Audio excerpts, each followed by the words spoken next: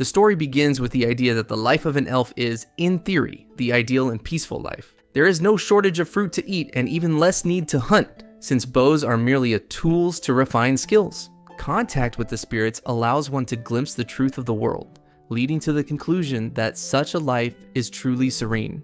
Despite this, the boy was bored and felt like he would die, craving just a bit of meat. He had the mind of a 30-year-old man when he was born, and after 120 years living the same way, he was finally tired. Moments later, the boy finishes eating his fruit and begins calling for the wind spirit. Instantly, the creature appears. The boy then reveals he is fed up with the elven life, especially because he remembers everything from his previous life. That world had all the products and culture of his former civilization, so he clearly understands how the current world lacks stimulation. The other elves never knew any other life, which is why they love the forest and never complain about anything. His race does not age. High elves live for over 1,000 years, and when the physical body dies, the spirit remains in nature until the end of the world. He thinks that, even though he's only been there for just 100 years, he's already nearing his limit, tired of eating only fruit, and unable to bear the idea of continuing like this. He wants to go out and experience new things,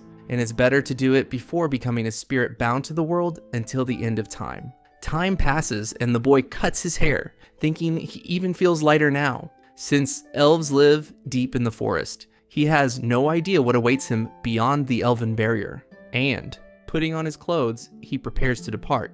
He states that there's no one he truly wants to say goodbye to, but believes they will meet again if fate allows. At present, he carries a bow and arrows, a bag full of food, and of course, a knife. Half a month goes by, and the protagonist concludes that the outside world is truly exciting, since the moment he stepped beyond the barrier, he was attacked by forest wolves. Monsters also attacked him by the river, and even the fish would sometimes bite him.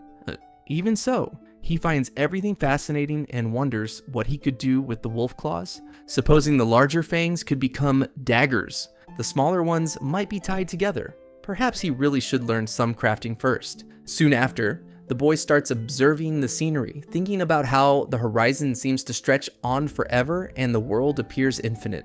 In the next scene, he is near a gate. A human guard asks if it's his first time in the city since there's a 20 copper coin fee to enter. The protagonist, however, is completely confused, and the human asks if he even knows what money is. Our hero is surprised, thinking with disappointment that money exists here too. The guard asks if the boy knows anyone in the city, saying he'd be willing to call the person, but Asir is not pleased with the situation. Even so, he thinks he'll have to ask whether he can sell those fangs.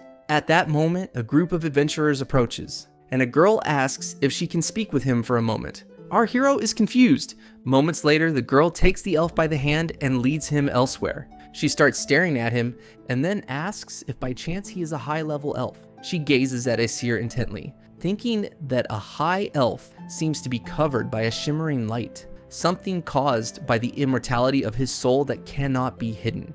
Faced with the situation, the protagonist thinks he never intended to hide his identity. Changing the subject, the girl asks what a high elf like him is doing in a human city. He replies that he got bored of the forest and decided to take a look at the outside world.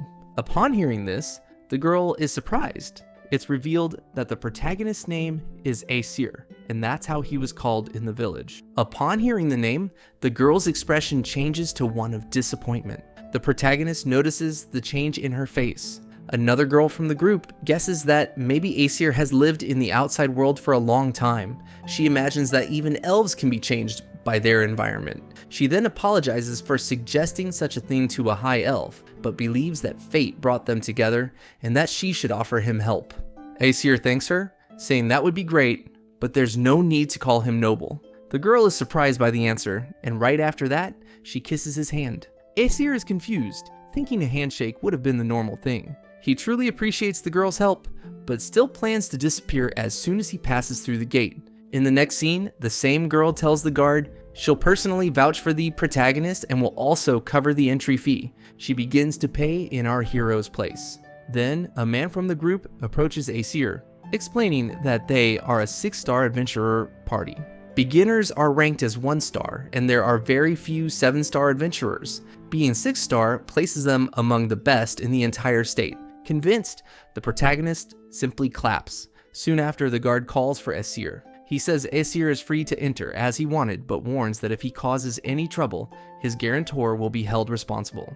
Aesir begins reading a paper with the city rules, which state not to steal and to pay a tax if staying for a long period. The guard then asks the protagonist to write his name on the document. Upon seeing the name Aesir, the man introduces himself as Rodner. He says that if any problems arise, Aesir can look for him.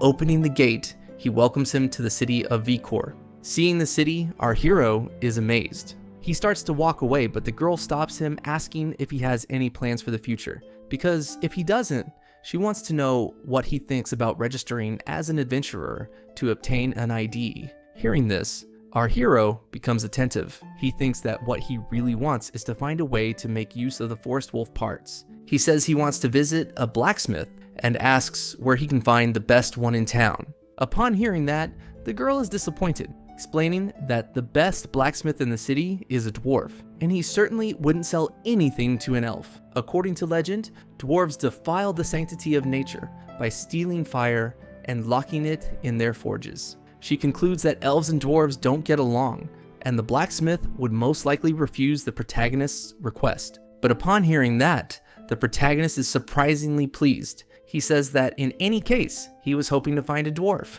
and if she doesn't want to go with him, she could at least tell him where the shop is. The girl, astonished, asks if the protagonist doesn't hate dwarves. Aesir asks why he should hate someone he doesn't even know. He reflects that elves hate dwarves and metal tools because metallurgy frightens the trees of the forest. He concludes that he can understand the issue with axes, but wonders what's so scary about cutlery, and he thought they simply hated dwarves and that was it. After all that conversation, night finally arrives. Aesir says he wants to stay at an inn, but doesn't have any money yet. He asks the girl if she would buy a fruit from him. Handing over the item, he asks if humans can make a rejuvenation elixir with it, saying it should help at least a little. Seeing what she received, the girl is shocked. It was an apua fruit. Aesir thinks that apua fruits are elves' favorite food, and that Irene helped him reach the city. He says he'll give her the fruit for free, as thanks for her great help.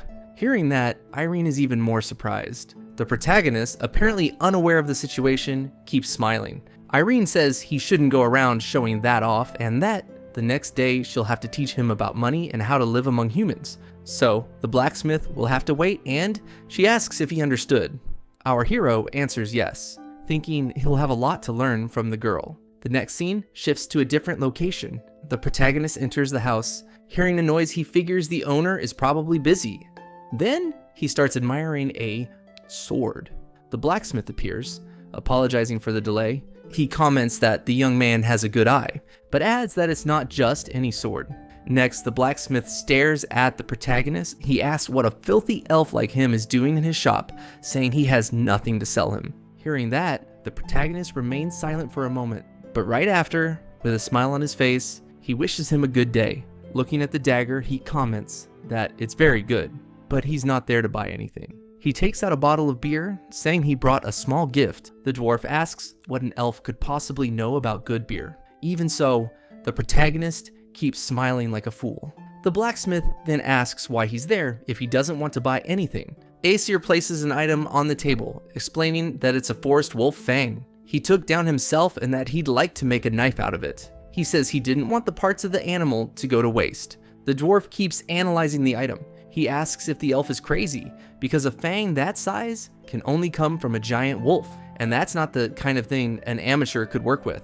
The boy replies that that's exactly why he wants to learn from the most skilled dwarf in the city, and since he couldn't make use of the pelt, he at least wanted to use the claws and fangs. Hearing that, the dwarf seems to have little choice. He says Aesir could probably handle the task on his own, and being so strong, could make good money as an adventurer. Upon hearing this, our hero is surprised. He wonders if that means the dwarf is willing to craft weapons for him. Soon after, the boy says he's not interested in being an adventurer. In fact, he wants to become a blacksmith and would be willing to train for 10 or 20 years if accepted. Hearing that, the old man is shocked. He says the boy is completely insane, but adds that it doesn't really matter because he can deal with that kind of madness much better than with arrogance. He accepts the boy as an apprentice, saying it would be a waste if those materials were lost. Upon hearing that, the elf extends his hand to the dwarf. The blacksmith is surprised by the gesture. However, he can't bring himself to refuse after seeing the protagonist's joyful face. The next scene shows Irene, who seems to have heard about the protagonist's exploits. Still, she wants to know why he's working at a dwarf shop. The boy, confused, replies that it's simple. By doing that, he'll earn money. The inn she arranged for him was certainly extravagant, but once he has enough money to be independent, he definitely intends to pay her back. The girl, however, insists that it's out of the question. She argues that if a dwarf touches him, it will frighten the trees, and the spirits would hate him for it, asking what would happen if they abandoned him. But Asir quickly corrects her, saying she's completely mistaken. He explains that spirits don't hate the smell of metal. He mentions that trees do hate being chopped down by axes, but even then, they're not that fragile. Hearing this, the girl is confused. Asir says that if they keep at least one potted plant nearby, he bets he could get along with the spirits there. At that moment, the dwarf appears, and the protagonist asks if he could place a plant pot in the shop. The man falls silent. Asir interprets the silence as permission to do whatever he wants. Looking at the girl, he says he could teach her more about the spirits, but since she's already there, she should at least buy something. Showing her a weapon, he recommends that dagger. The girl agrees the weapon is very impressive, since she knows it was made by dwarves. She asks if he wouldn't be upset if she bought it. Asir responds that he'll only be upset if she neglects its maintenance and asks her to treat it with care. Hearing that, the girl is surprised. She says the boy sees things she could never perceive. Then she asks Asir if she really can buy that dagger, because she'll definitely take good care of it. Meanwhile, the dwarf watches the whole exchange, thinking he never imagined such a small step could help ease the hostility between elves and dwarves. But still, a high-quality weapon being wielded by a valuable adventurer was enough to make him content. Time passes after that, and Asir continues living in the city of Vikor for an entire year. Irene and her team visit the place to buy and repair equipment, which ends up bringing more customers, and even employees. Not only that, but the protagonist reaches the point where he can hammer nails. The lack of metal was causing much sadness, and nails were the best the boy could produce. Doing all this is quite fun, and the more he works, the more money he earns. Even so, Irene still covers most of his living expenses. According to what she taught him about the value of money, his lodging costs around 50,000 yen per night. The boy always tries to hand the money over to Irene, but she says he's already teaching her about spirits in exchange. Asir had even complained to Rodner about it, but the man only laughed in his face, saying that the elven lady is his guarantor, and it's not like she can just leave him on his own. However, if he really wants to leave that inn, he could find a safe place, and Rodner is sure that would ease her mind as well. Next, the protagonist starts thinking about his companions. He reflects that he was truly blessed with all those friendships. Currently, Irene and the others are away on a long-term mission, and he plans to talk to her about it when she returns, because he's sure she'll agree this time. Thus, time passes once more. Then, someone enters the shop. Aisher, calling the girl Martina, welcomes her back. The boy tries to ask where Irene was, but the desperate girl says she definitely needs his help with a spirit that has gone out of control. Hearing that, the protagonist is surprised. He grabs the girl by the shoulder, saying they should talk about this somewhere else. The scene shifts to another location. The girl says it may take some time to explain the situation, because it definitely isn't a pleasant story.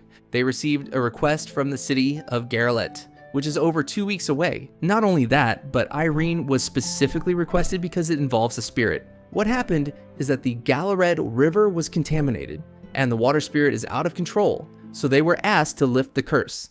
Irene said that one of the city's residents angered the spirit, and anyone who drinks the water becomes ill. However, while more and more fish are dying, the vegetation remains completely unaffected. Hearing that, the protagonist is surprised, thinking that it's impossible for a water spirit to pollute the very water it inhabits, and that this isn't a curse, it's pollution. Garalet is a newly established city founded where rich mineral deposits were discovered 10 years ago, which means all the pollution caused by mana disruption is being blamed on the water spirit.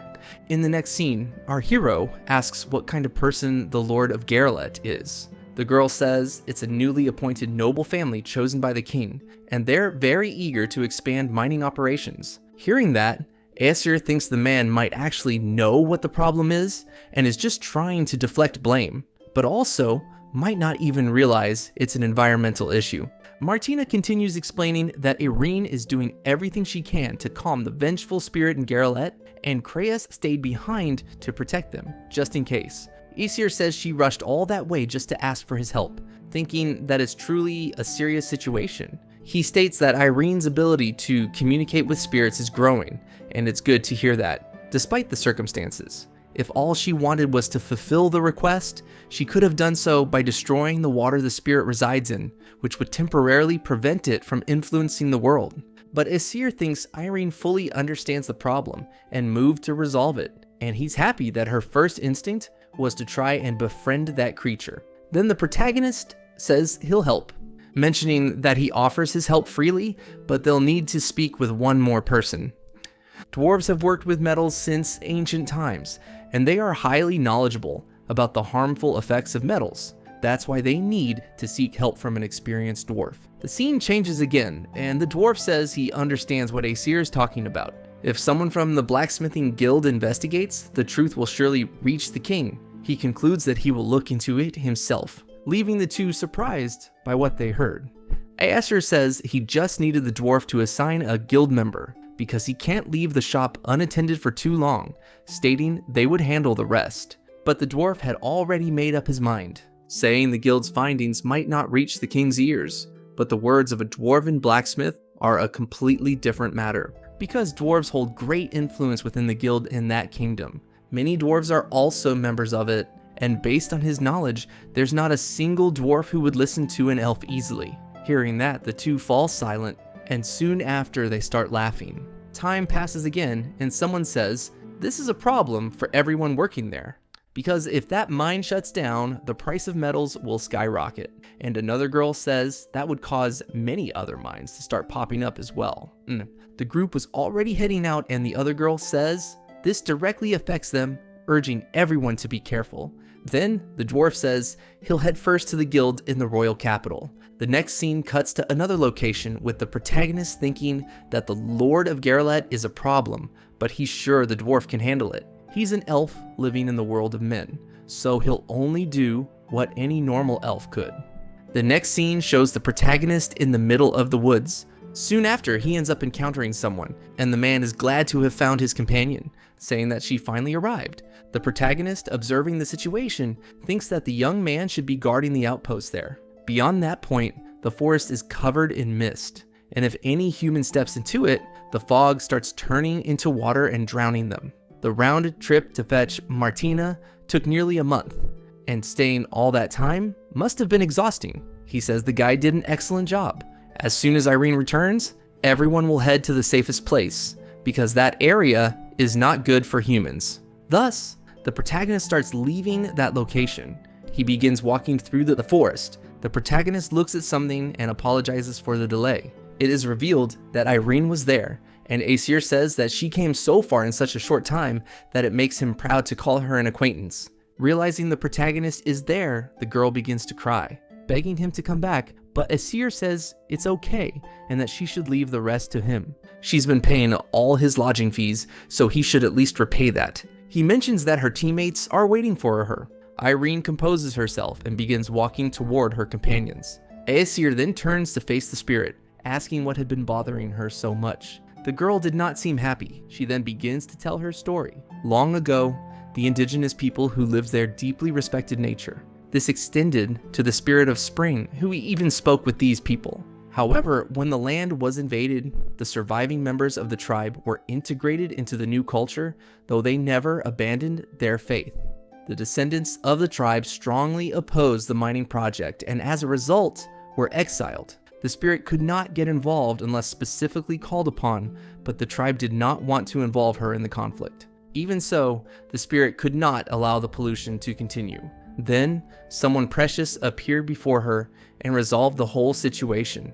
And for the sake of that precious girl and the world she lives in, evil must be driven away completely. Sometime later, the protagonist had finished listening to the entire story. He thinks the spirit has already made up her mind, and he completely sympathizes with how she feels. But still, this isn't good. He says he fully understands her anger, but if she goes through with her plans, the weak and the innocent will suffer too, and she must not direct that anger toward those people. Some workers act only with the purest intentions and are unaware of the harm their actions cause. There are also innocent babies, unaware of good and evil, with mothers caring for them. He concludes that if she continues down this path, she will no longer be the spirit they revere.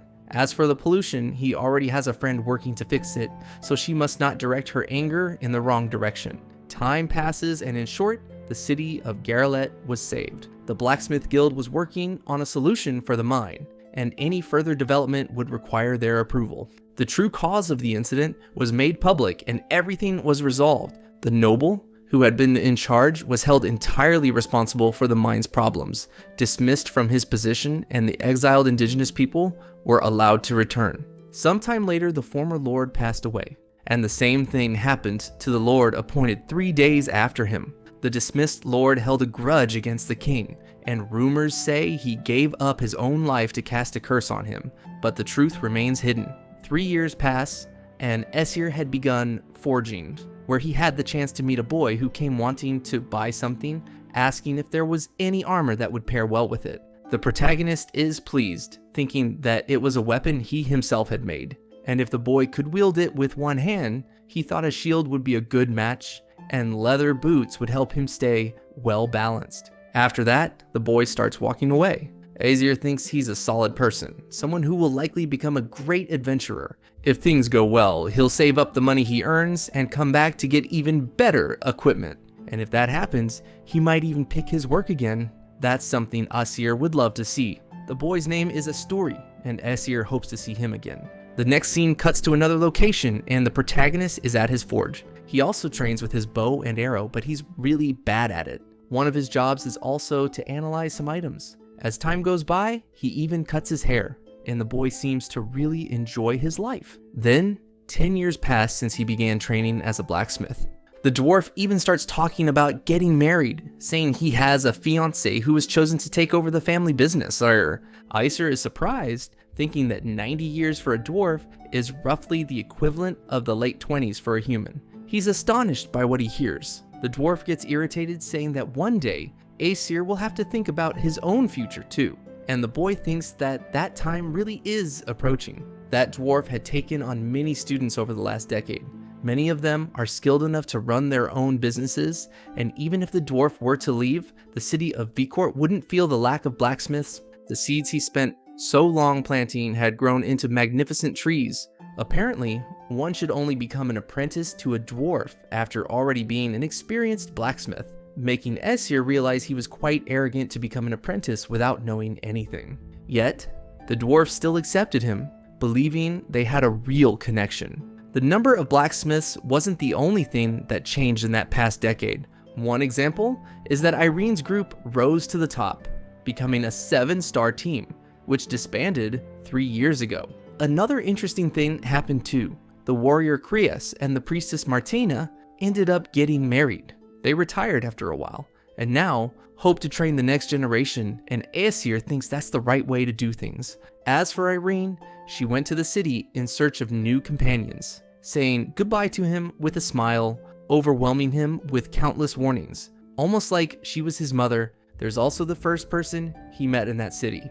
Rodner climbed the ranks and became the captain of the guard. Even now, they still enjoy sharing a drink and chatting together. Time passed once again. That boy named Asturi grew into a warrior through his own merit. He still has a long road ahead, but he is, without a doubt, a solid adventurer. Our hero smiles, thinking that a lot has happened in those past 10 years, and the life he lived for 150 years before doesn't even compare. The next scene goes to another place, with the dwarf asking what Aesir will do when he returns to the Dwarven Kingdom, and the boy says he might train in swordsmanship and even sorcery. Maybe he'll look for places to learn that in the royal capital, since he has quite a bit of money saved up. And the dwarf asks whether those spirit-related things aren't already a kind of sorcery. Still, the boy can do whatever he wants. Right after, the dwarf calls out to the protagonist and saying that he is without a doubt his best student and will always be his friend. and that will never change. Hearing that, the protagonist is surprised. He starts laughing and asks what that was supposed to be, because that's not like the dwarf at all. He's a high elf, and he definitely won't be able to visit the Dwarven Kingdom anytime soon, and the dwarf is a friend he could never forget. The dwarf then asks who's acting strange now. Right after, the dwarf punches Aesir in the stomach, saying that he must come to the Dwarven Kingdom in 50 years. If he becomes the best blacksmith in the country, he'll be crowned king. And once he's on the throne, he'll make it so elves can come and go as they please. And when he gets there, he should be proud and introduce himself as his apprentice. The forge is the core of dwarven culture, and through skill alone, one can reach any position, even become king. Thus, time passes, and the blacksmith shop his master left behind was taken over by one of his students, and Aesir borrowed the forge for just a moment to craft a knife. The master had officially licensed him as an advanced level blacksmith, and Aesir literally had to pry that license from the hands of the guild's dwarves. With that, the boy was already prepared for his journey and added both his adventurer's license and the knife to his luggage. He was about to leave the city of Vikor, thinking that the royal capital is about 10 days away by carriage, even more on foot.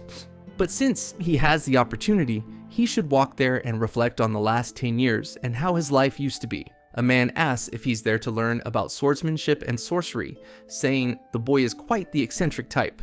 Taking a map in hand, the boy begins walking through the royal capital. The capital, Orpheus, is located right at the center of the kingdom of Ludrea, and that's probably obvious, but it's much more bustling and wealthy than the city of Vikor. There are 3 main schools for learning swordsmanship there, collectively known as the 3 disciplines. First comes the Ludrian royal style, then the Lucran greatsword style, and the heavy style. He thinks he remembers hearing about another style, but believes it simply collapsed from a lack of disciples. He wonders which one he'd choose if he had to pick. Right after, the protagonist looks ahead and notices a street performer, but at that very moment, the boy is caught off guard by something. The girl in front draws a sword, slicing the fruit that was in front of her. Our hero is surprised, thinking that this is definitely impossible. He wouldn't say the blade is dull, but he should know how she managed to make such a clean cut. He mentions that he saw it with his own eyes, but still can't deny the beauty in the swing of her sword. Next, the protagonist walks over to her table and hands her a coin.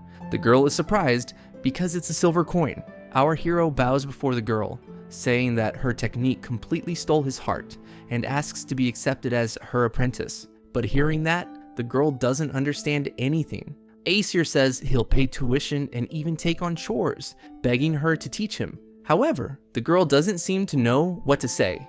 Aesir, for his part, says he still doesn't know what style she practices, but even so, he wants to be someone who wields her sword style. The girl says she understands and will take him to her dojo, but she's sure he'll change his mind once he sees it for himself. The scene then moves to another house. The girl explains that one of the 4 disciplines he used to be taught there, and that this was the Yosugiro Dojo. However, the head of the school was defeated by the Lodran school. They were using wooden swords, but he was struck so hard that he ended up losing his life. Other students tried to revive the dojo, but there were many internal disputes over who should succeed as master. Their attempt at revenge was crushed, and as a result, the dojo never recovered. Her mother and she were ignored and spared, marking the end of that place once known as a dojo, because that location now holds value only for performance, not combat. Her style is all that remains of her father's teachings, and she developed her own way. However, learning her style may attract unwanted attention from the Lodran school, so she asks Aesir to go his own way. But our hero says it's alright, because the style she displayed is exactly what he wants to learn. He doesn't know how strong the Lodran students are, but he's not afraid. Still, before they begin, he wants her to let him work on her sword for a week, because that sword can't keep up with the way she moves. Hearing that, the girl asks who the boy is. He replies that he's an elf, skilled in archery and spirit communication, and also a great blacksmith. He concludes that he will be the first apprentice of the reborn Lyosugiru school. Next, Kaha's mother appears, asking if there's another guest, but she replies no, because they will be officially accepting Aesir as an apprentice starting that day. Time passes and things quickly become very busy. Kaeha's mother suffered from a chest condition, so Aesir went into the forest to gather medicinal herbs. Kaha performs on the street to pay for her mother's medicine, and since Aesir is something of a specialist in that area, he chose to save her time and money.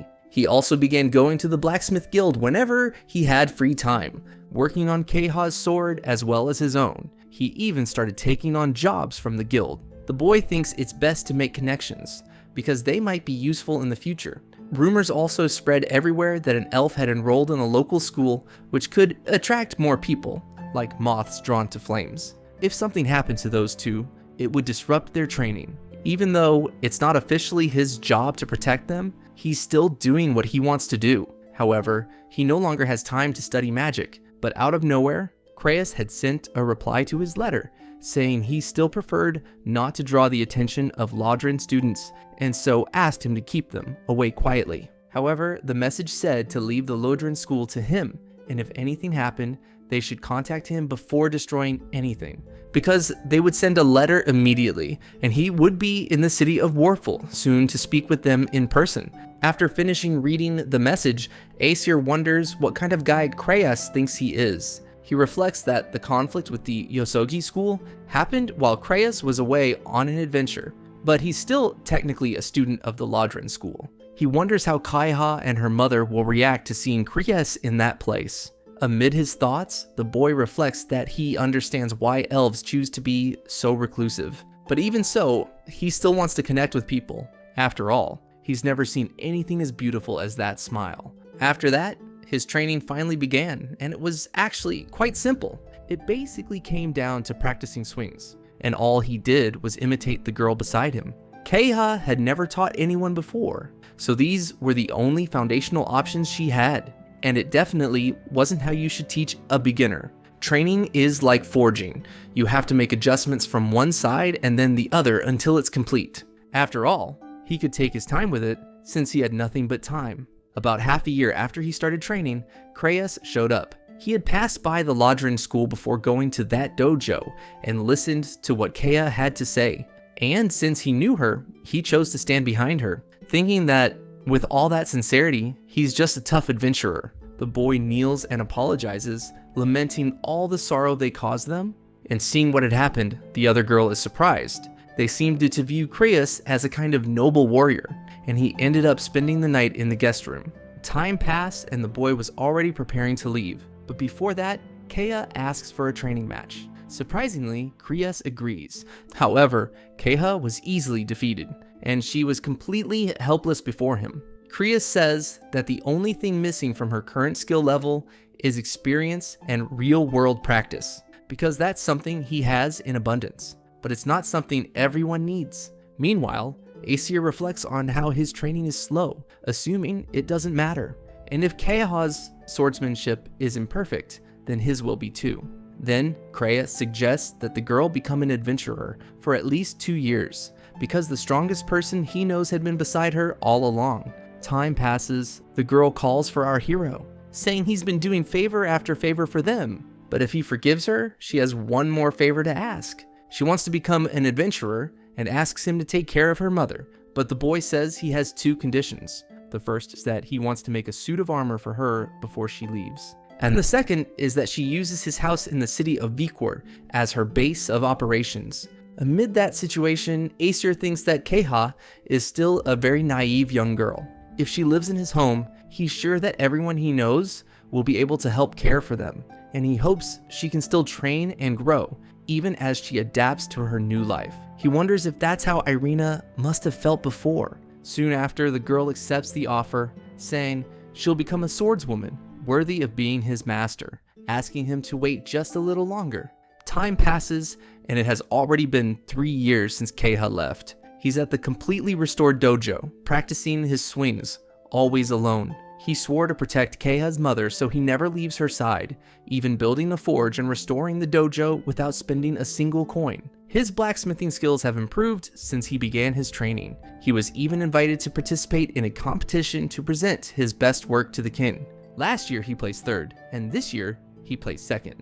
And the only ones who beat him were dwarves. Maybe that's because he's been bothered by noble vandals. But once they realize he's even more stubborn than a dwarf, they'll leave him alone. Next, Kaha's mother appears, saying her daughter sent a letter. Aesir thinks that every 2 or 3 months a letter arrives from her, like the story of the first time she ate bear meat with her bare hands, or even when an adventurer accompanying her approached her. The scene returns to Kaha's mother, who wonders what could be in the letter, and Aesir says maybe she's ranked up again. In her first year, she reached 4 stars, and in her second, 5, she's advancing quickly for someone working solo. He would be worried if she were progressing too fast, but he knows Krias is looking out for her, and what's happening now is that her solid foundation is blossoming thanks to all that real-world experience. Still, he's envious that Krias gets to witness it firsthand. After that, Kaha's mother is surprised by the letter, and our hero is happy because the girl has been promoted to a 6-star adventurer. Very soon, she'll be returning home. He concludes that they'll see her again after 3 years. Time passes once again, and Aesir is working at his forge. Kaha's mother calls out to the boy, saying that dinner is ready. The scene shifts again to Kaha's mother wondering when her daughter will finally return home. And Aesir, surprised, thinks she must have been preparing a feast every single day. He can't just let it all go to waste, so he eats every last bite. And each time, he hopes even more desperately that Kaha will return. In that very moment, a kind of spirit appears. Our hero had already sensed it. It tells him that he must leave for a moment. Then, the spirit takes him to a gate. A silhouette of a person appears within it. Our hero is astonished, and it is revealed that Kaha had already returned. In a matter of seconds, she rushes toward Aesir. He thinks he's sure of something. Then, his sword is shattered, and the boy realizes that those 3 years hadn't been in vain. She had done all of that in just 3 short years, where she bloomed like a breathtakingly beautiful flower. Kaya's mother also appears, saying that it had been a long time. The protagonist also notices that the other girl was there, and Irina apparently was not pleased. Aesir asks if she needs his power. The next scene shifts to another place. Irina says it's been a while, but she still needs to request his help. She mentions that Krias introduced Kaha to guide her to him, and in the name of the elves, she needed his help, because several Lodrian nobles have been capturing and imprisoning elves. Aesir, in turn, wonders if it's really that easy for a man to capture elves. Irina asks if the only elves he knows are the misfits who work as adventurers, or perhaps the ones deep in the forests, because the common elves who live outside the great sea of trees are not used to combat. Being able to speak with spirits is one thing, but doing so in battle is something completely different. In short, it's not impossible for humans to capture elves. These nobles have been invading elven villages in their territories with private armies. Elven villages are so insular and isolated that most people probably don't even notice this happening. Various things happen to the captured elves. They are kept without seeing anything and are regularly administered substances to keep their senses disoriented so they can't form any connection with the spirits. Without that connection, they can only rely on humans to fill the void, and they are being treated like animals. The protagonist feels disheartened, thinking that elves are a very adaptable people, but undeniably alluring. He can't understand the desire to control another person, but he can understand why elves in particular would be valued in that way. Then Irina says that some of those responsible are among the most important nobles in the country, with the entire eastern region under their rule. The kingdom's government must be aware of what's happening, and yet they have not intervened. That's why she's sure they see punishing key figures in the country as a matter of serious consequence. Secretly owning people to command has become a popular status symbol among the nobility, and in truth, they might even move to legalize it. Observing the situation, the protagonist remains silent, saying she doesn't exactly need his power. Humans may forget the pain they once endured over generations, so to ensure the elves never suffer like this again, something must be done. Therefore, that pain must be carved into the kingdom itself. The elven rage they provoked needs to be made crystal clear as soon as possible, and for that reason, he will resolve this personally. Irina then says she'll rescue the captured elves while he does that, and if the truth is exposed, they might be able to convince all the elves in the country to abandon the forests. They could even migrate elsewhere. Elves live in forests where the influence of nature is very strong, and if they leave, the territory will be taken over, and soon invaded by monsters reproducing uncontrollably. The monsters will eventually enter the forest, and that's exactly why the elves refuse to part with the forests they love so deeply. Then our Aesir says he will convince the elves to migrate because things have already reached this critical point.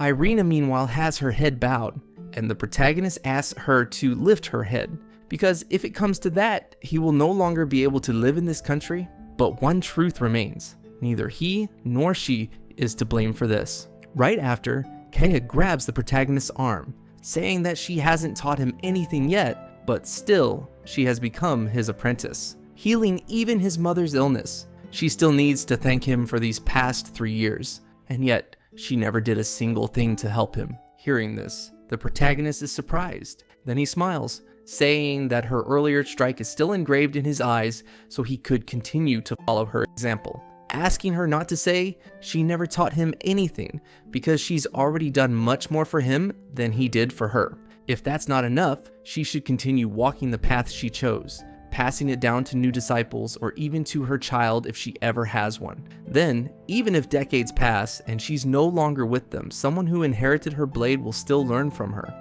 Meanwhile, Irina still had her head bowed. She wasn't just apologizing to him, but also to Kaha, because she likely didn't let Kaha know what she intended. Then the protagonist takes the girl's hand. Kaha says she vows to further improve her sword and pass it on to a successor. But still, she is his master, so she must come back to see it while she's still alive. Hearing that, our hero simply smiles and bows before the girl, who thinks he's a very lucky man. The scene shifts to another location, with Aesir thinking that he carved a path through a forest, once inhabited by the elven people, but ravaged by the private army of the Marquis. Altogether, the preparations took half a year, and he deeply sympathized with all the elves who had to endure being commanded by humans for so long. Still, he couldn't do anything without prior preparation. Earlier, the boy had considered approaching that same spirit to ask for help, but that wouldn't work if collateral damage spread too far. He also thought about calling on wind and fire spirits to create a whirlwind of fire and wind in the noble's domain, but that would take many lives and could ignite full-blown conflict between humans and elves. So, he needs the spectacle to be as grand as possible, while causing minimal, actual harm. Then, the boy calls out to the spirits, apparently beginning to meditate. Right after, he places his hand on the ground, seemingly intending to cause an earthquake. He says that from his past life's experience, it's not a quake that would cause serious damage, but for people who have never experienced anything like it, it should be terrifying. This won't affect only the nobility, but also the innocent. Perhaps the terror of the people will turn into fury, and the nobles who are to blame may feel that fury. Using the tremor as a signal, elven adventurers would move to rescue their brethren, beginning a mass exodus from that beloved forest. Still, the forest will soon be flooded with monsters, and the country will likely issue a formal apology. Only when that happens will it be recorded in history, and they can be sure that no tragedy like this will happen again. Meanwhile, Irina will serve as the main point of contact for negotiations, and since she is the highest ranked adventurer, Ludria will have to tread carefully with her. Even so, there is a problem. If any of the rescued elves are pregnant, the tragedy will continue. Half-elves have a harder time communicating with spirits, and due to their mixed blood, their lifespans and growth rates also differ. The boy did what he could to explain that this custom made no sense, but even so, he wasn't sure if any of them were willing to understand that reality. In any case, he can no longer stay in that country, and yet he forgot that he never really learned much magic. Wondering now where he should go.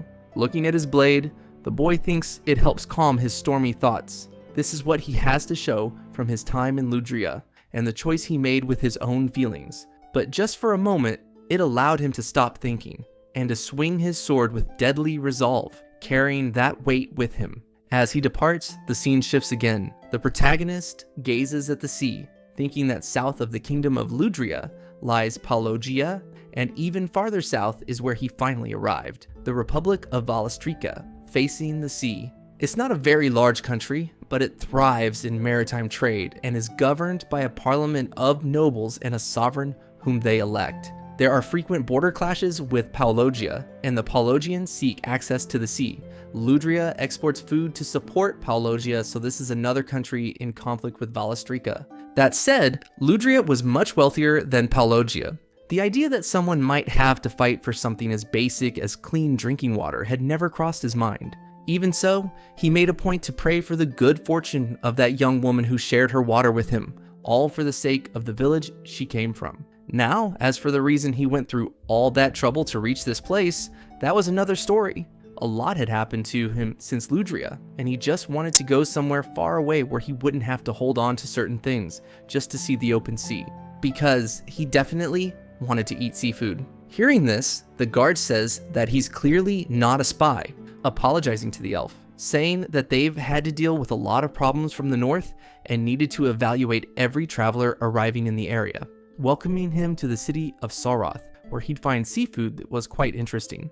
The next scene shifts to another place, with the protagonist thinking that this must be where local fishermen hang out and serve raw fish. Then, the young man enters a building. It was apparently a bar. He approaches a young woman and asks if he can sit there. The woman welcomes him, but is surprised to see such a handsome elf in her tavern. She asks what she can get for him, and Aesir says he'll have her best grilled fish. Also, a drink to go with it. Surprised, the girl says he has quite the appetite for someone so small, adding that he must be stronger than he looks. Hearing this, our hero becomes embarrassed. Time passes again, and the girl brings the food to the protagonist. He's impressed by the meal. Then he picks it up to eat, apparently enjoying it. He does the same with the drink, thinking that it's really good.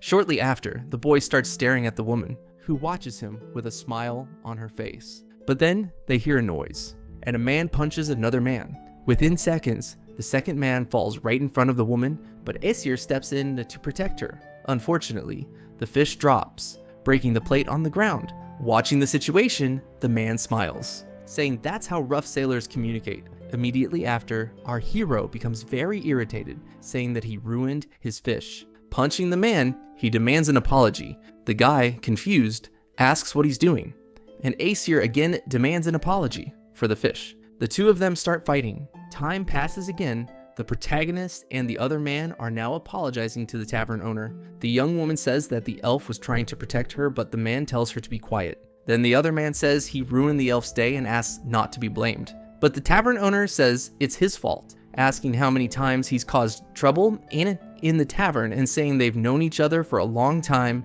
but he's close to finally punching him himself. Then the man tries to make an excuse, saying that the jerk was insulting the food. Hearing this, our hero is surprised and apologizes for what he did, saying that good food is worth fighting over, but he shouldn't have taken his anger out on him. The man is surprised, saying that now he's speaking his language. He messed up his meal, so he deserves some punishment for that. Asking if he's planning to stay long, he suggests catching a load of fish to make it up to him. Then the other man says he's glad they're getting along and asks why not take a look around first, because he'll have to pay for the benches and tables that were broken. But if he does go fishing, he should let him cook them.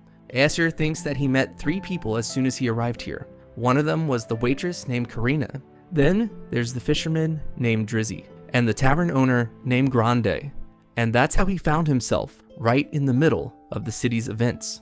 After all that tedious conversation, time passes. Aesir thinks there's one concern, because the man Drizzy punched simply disappeared. He was dumb enough to insult the tavern's food right in front of a regular, so his sudden disappearance is very strange. Wondering if Drizzy mentioned he was from some trading company. Then Aesir begins examining his arm, thinking that he really should be more careful, because if he gets injured like this, it could actively hinder his blacksmithing skills. Not only that, but it would affect his swordsmanship too, and that would be unfair to both. Thinking that if that dwarf were here, he'd probably say he's not training enough. Even so, he just wants to lie in his bed, saying he'll start early tomorrow. Time passes again, and it's finally daytime. The protagonist is already in the city, thinking he hopes Drizzy catches something today. Soon after, the boy finds the man, but then a dispute starts to unfold. The protagonist just watches, realizing that it's the rude guy from yesterday. Our hero approaches him and asks if things aren't so bad after all, because he actually wanted to accept his offer today. But then a man comes up to our hero, saying that this has nothing to do with him, but then someone hits him with something. It's unclear what it is. Aesir tells him to move aside because he's there to talk to Drizzy, and warns him that it's not worth the trouble to provoke him, thinking that sea spirits are far more useful than the others. Then the other man says they're the ones who started it, and that outsiders have no right to stop them from taking their revenge. The protagonist observes the situation, thinking he gets it now, assuming that they deliberately messed with Drizzy the night before, just to have an excuse to do it again. In the middle of all this, the boy thinks he's way too hungry for this right now.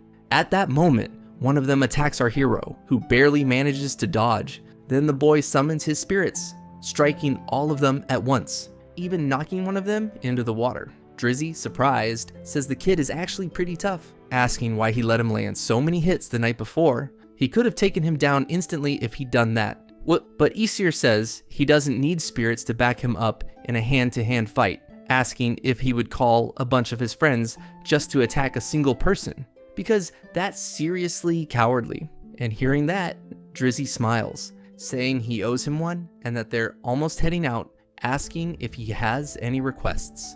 Time passes and the scene returns to the tavern. Aesir was eating something, saying he really wanted a drink to go with it. Just asking questions in that place was enough to learn what was going on, because the city sees merchants constantly coming and going on large ships, which has sparked conflict over use of the port. The Pastelli family has unified the fishermen for many generations. Together with the merchants, they're supported by a prominent noble family.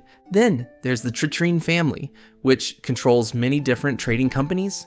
As more people came and went to do business, fish sales naturally increased, and the more they sold, the more the fishermen earned. But a problem arose because the port was too small. Aesir doesn't know if this is a common issue in coastal towns, but it seems to be the main source of conflict here. The next scene shifts again. The protagonist thinks Drizzy is like a leader among the younger fishermen, so they wanted to kill him and make him an example. And Lorette was probably planning to demoralize the fishermen that way. It's a really messed up situation, even if it's not entirely surprising. And he can't say anyone is fundamentally evil to their core. The fishermen and merchants depended on each other to keep their operations running there, so there was no real end in sight to the conflict. The kingdom of Lorette sent an apology letter asking for a visit, and this was his 4th day in the city. Not only that, but he'd heard the place was quite ruthless and willing to do anything for profit, so he ended up ignoring it. The scene changes again, with the protagonist saying he doubted they were there to apologize. The boy seems surrounded by a few people, and then he summons his earth spirits, managing to strike all of them at once, defeating them with ease. Aesir asks one more favor from the spirits, and they throw those men into the ground. Aesir thinks he captured a total of 10 people, between his attackers and those who came to dig them out. There's no excuse for that many people to be after him, and when the guards investigated everything, they found that Lorette had been harassing the fishermen of Ermin. In short, that place had been forced to answer for its crimes, and the Tritrine family abandoned them. There was also a trading company that tried to kill a traveler and lost, so they instantly became a major liability for the Tritrine family, which means the city's problems aren't fully resolved yet, because the Tritrine family and the Pastelli family both tactically allowed the people under their employment to fight. In the end, nothing really changed. It was as if everything had been planned, concluding that someone had probably used our hero. Even so, he continued enjoying the food and drink at the tavern where he was staying. That was the last night he would spend there. The next scene returns to the tavern with the girl saying he really seems to enjoy that food, mentioning that more and more people have been asking for it, and they've been busier than ever before. Hearing that, Aesir says she should expect even more people to come, because he's sure Grange will add more things to the menu. After that, the boy finishes his meal, saying that she's always busy anyway, stating that he'll be leaving soon, and he's sure that'll lighten her workload, thinking that, for as long as he's been in that city, he's felt someone's eyes on him. And even after the city's situation was resolved, those eyes never disappeared. Realizing that the girl had been watching him all along and likely had a network of spies spread throughout the city. He doesn't know if Grange had anything to do with it, but he's certain Karena orchestrated everything. His first impression of Karena was that she was a thief, and he was right about that.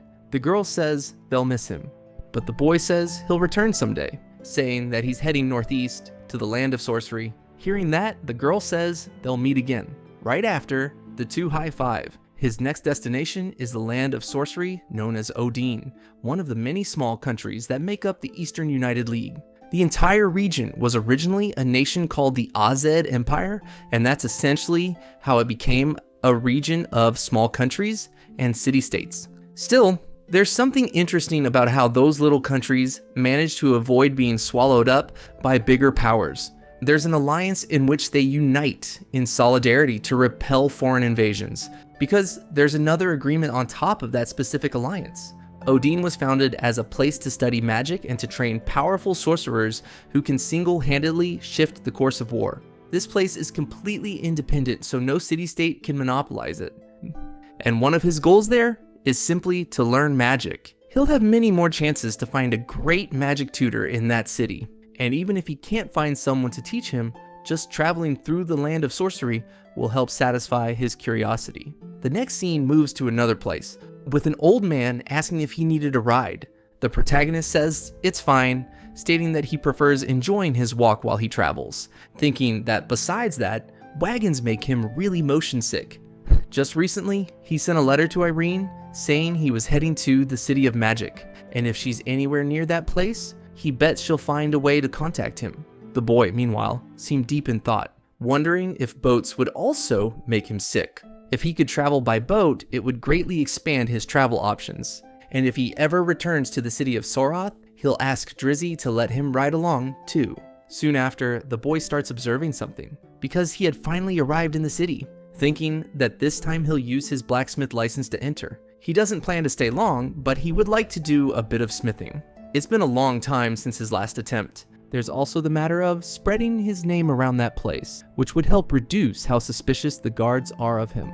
The next scene takes place at night. A girl asks if he's there for dinner or for a room. The protagonist says he's there for a room, but he's also really hungry, asking if he can choose both. Soon after, the girl calls for someone, saying that a room costs 50 copper and dinner with breakfast included is 12. Then the boy picks up a paper. Aesir takes off his hat, and the girl is surprised to see that he's an elf. She quickly starts showing the protagonist to his room, asking him to leave his bags there and come back down to eat. Meanwhile, the two are walking up to Aesir's room. The girl glances sideways again, looking at the protagonist once more. Surprised, she asks if he's an elf. But in the same instant, she realizes what she said, thinking she shouldn't bother a guest with that kind of question. However, the protagonist doesn't seem bothered at all, saying that he really is an elf and asking if it's her first time seeing one. The girl then nods her head, saying she'd seen elves pass through before, but never had one as a guest. Then she finally shows the protagonist his room, asking him to be careful not to lose the key. Looking around, Aesir thinks it's a bit rustic, but the bed is good enough for the price. Not only that, but it has a very interesting view. Maybe he'll stay a little longer, but that will depend on how good the food is. The next scene shifts to another place, and Aesir is already eating. Apparently, he really liked it. That girl was still with him, asking if he enjoyed the meal. He says he did, thinking the food was more than satisfying, and that he'll definitely use this inn while he's in the city. The scene changes again. The protagonist seems to be in a blacksmithing area, and another man says he'll find everything he needs there. Aesir thinks that a simple job like this is really all they're willing to entrust to a wanderer. Surprisingly, his advanced class status from Ludria and the name of a famous dwarf don't count for much here. Looking at the blade, he thinks the craftsmanship is pretty rough. And they need 10 of those within a week, but there's no upper limit to the request, saying wouldn't hurt to perfect the design with however many he's able to make. Time passes after that dull conversation, and several people are watching the protagonist as he crafts his blade. The boy says he finally finished and will continue working the next day. Apparently, he had left the people pleased with his presence, thinking that maybe it's just because they were very curious, but even so, the compliments are certainly nice. The boy then gives a smile. A flashback appears in his mind of that dwarf arguing with him, thinking he misses his master's scolding. But from the perspective of a high-level elf, it really hasn't been that long since they parted. The next scene goes to the city. Aesir thinks the land there is very fertile, and the people are quite close-knit. The boy was still with that girl, who at the moment was staring at a cake, Aesir thinks that he was just strolling through the city that day. He was being guided by the girl from the inn, and since she was free, the boy had suggested she tag along, with the promise of getting sweets. And speaking of that, talking about a 10-year-old girl like this would have gotten him arrested in his previous life. It's been a week since he arrived in that city, and he still needed a guide. 6 days of work and 1 day of rest. That's how he operated in the city of Vcourt. But that guy at the smithy shop seemed surprised when he said he'd be taking the day off. He really doesn't have a proper idea of how the spear will be balanced just by working on the tips, but complaining won't change much, so he should just continue with the task. Meanwhile, that girl is still eating her cake, saying it's really good. The protagonist starts cleaning her up, saying she's making a mess, thinking that even though this is a land of abundance, sweets are expensive, and that girl was born and raised here, yet had never eaten cake before, remembering the time when he used to eat the same thing every day. That's why he feels much richer in spirit now that he can enjoy this kind of variety in food. But obviously, not everyone is ready to enjoy that kind of wealth. Then, the protagonist starts to overhear a conversation. A man says the Druidian army is invading northern Zaire, and the AZ alliance might end up gathering. Hearing that, Aesir thinks that northern Zaire is a militaristic mercenary country, and the Drusians are a nomadic people with a strong cavalry presence. The girl starts watching our hero, and asks if something's wrong. With a smile on his face, he says, "Of course not," and handing her a cake, tells her she can have half. The girl is surprised by that, but continues eating anyway. Right after, Aesir's expression changes, thinking that if he wants full details, he should ask the Adventurers Guild the next day. The next scene moves to another place, with a man saying the AZ Alliance might end up being summoned, but that's still up in the air. All they know for now is that some of the northern countries in the Eastern United League are sending reinforcements to support northern Zaire. Hearing this, our boy stays silent, thinking that doesn't mean he has any intention of getting personally involved in the war. He just got a bad feeling. Changing the subject, the boy reflects on the other job he got besides making spearheads, because he was forging the largest sword he could, but even so, the price wasn't the issue.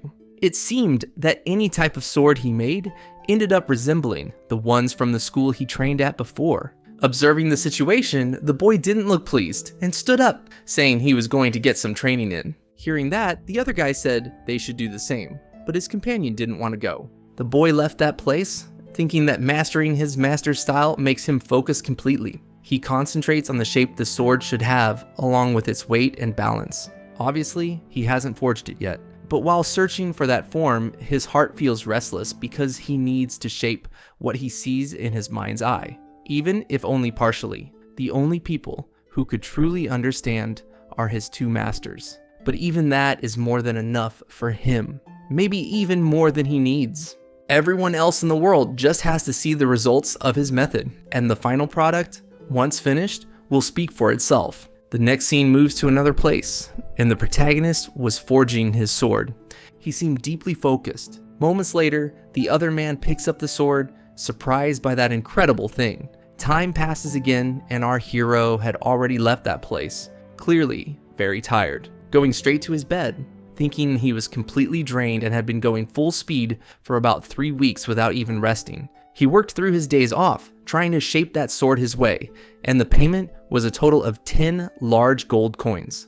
At that moment, the little girl from earlier shows up in his room, asking if he wanted her to bring the meal up there. The protagonist surprisingly accepts, thinking that girl has been helping him a lot over the past few months. She brought as much water as she could to his room so he could stay clean, along with extra portions of food in secret.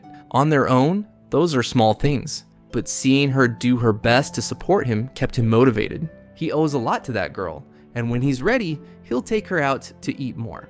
Even so, he still can't have the dwarf master evaluate that sword because he hasn't managed to get Kaha to wield it, and somehow he can't help but feel a little lonely because of that. Either one of those things would have been a greater reward than gold coins. The next scene cuts to another place, with the protagonist asking if she forgot something.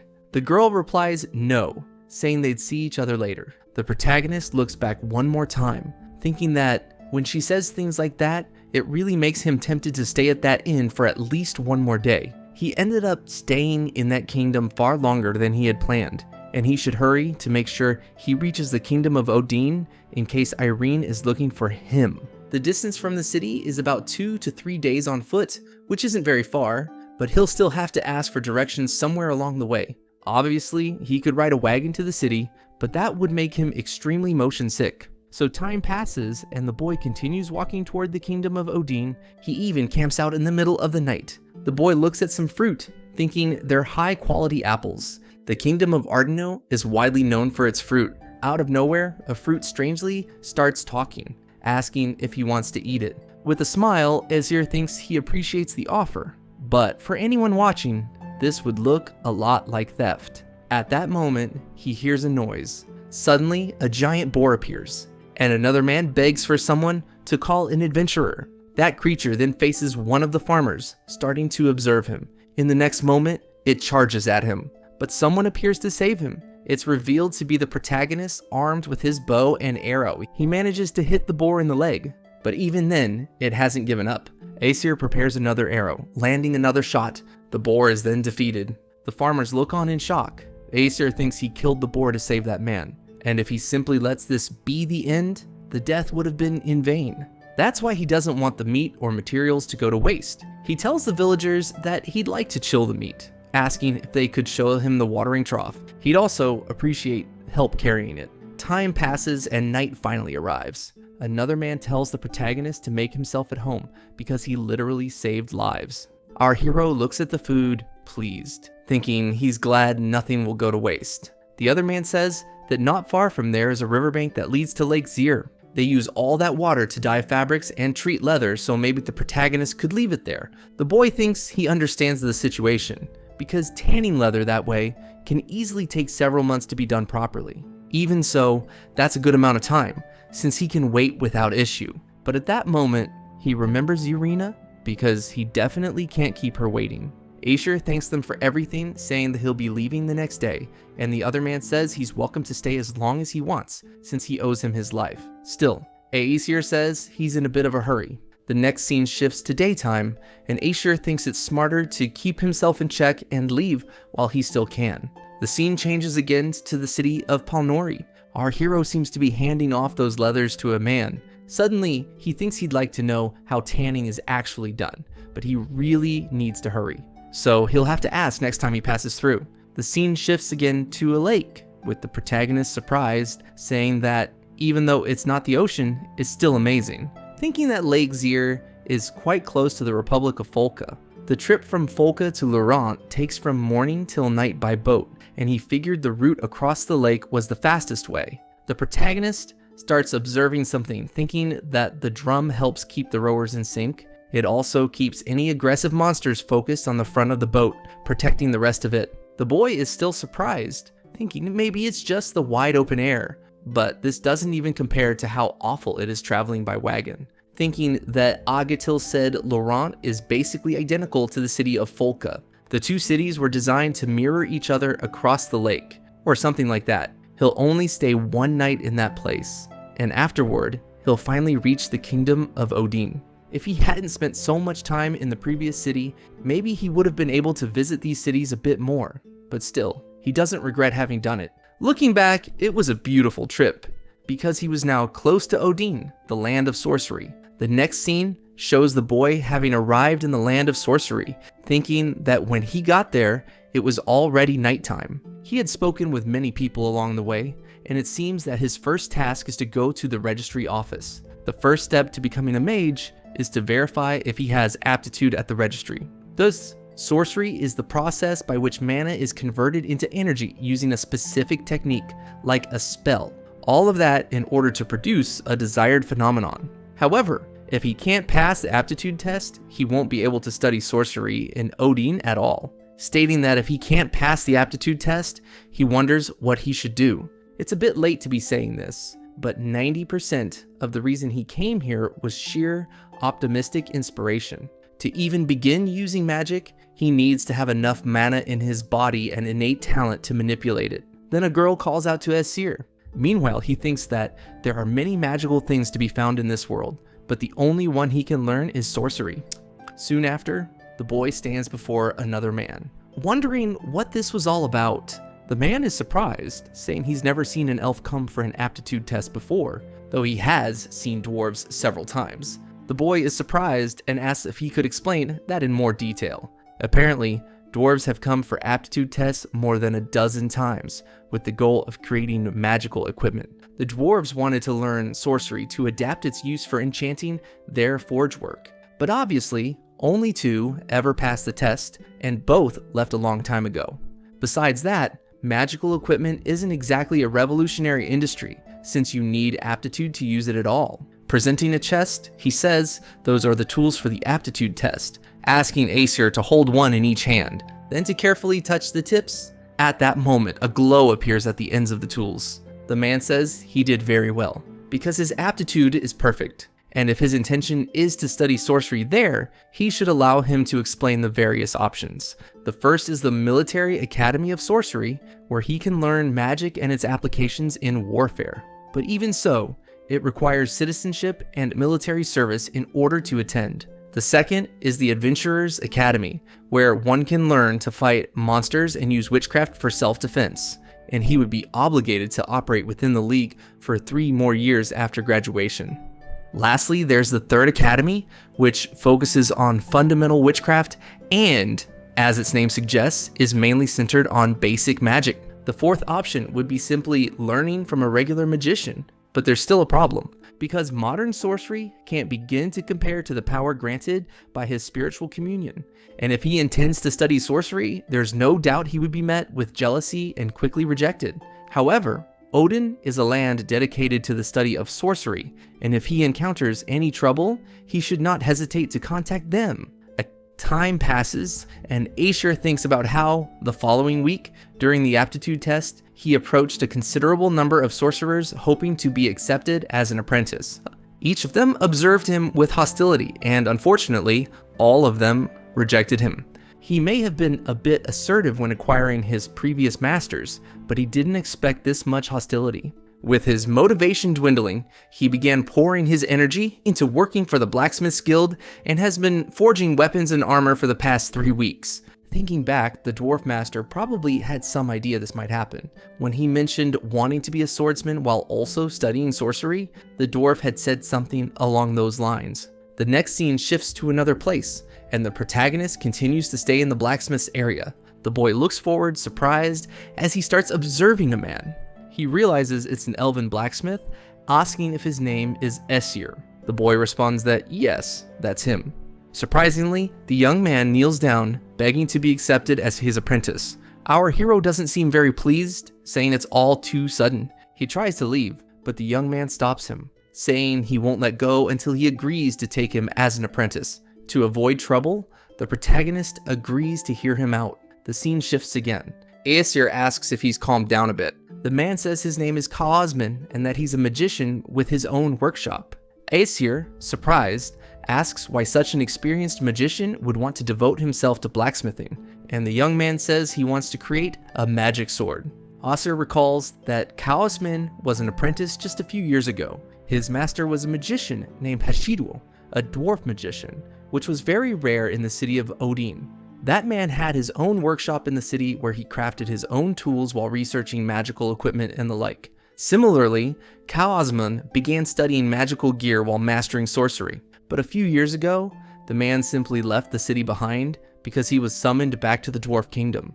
At least he didn't abandon his apprentice without a word. Before leaving, he told him that the rest of his growth was now his own responsibility. From then on, the young man could only use ready-made tools while researching magical equipment, and since then, he's become a full-fledged sorcerer in Odin. The protagonist asks why he came to him and if he couldn't learn elsewhere, and the man says that the moment he saw his sword, he knew he had to learn from him. At first, he was sure a dwarf craftsman had come to the city, and he went straight to the Adventurer's Guild to see with his own eyes, but he could hardly believe it was an elf who had made that sword of all people. However, the person said the license had been obtained through a dwarf.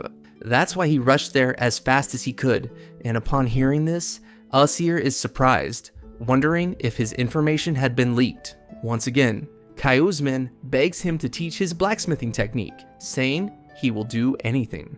In the middle of all this, Asura thinks that looking back at how he insisted on being accepted as a pupil, he did the same thing before, and he hadn't even realized he was doing the same thing in the past. Right after, the young man smiles and asks if he'll really do anything, because he will teach him to forge and to use sorcery as well, since he too wants to create a magic sword. Upon hearing this, Kaosman is surprised and says he'll do it.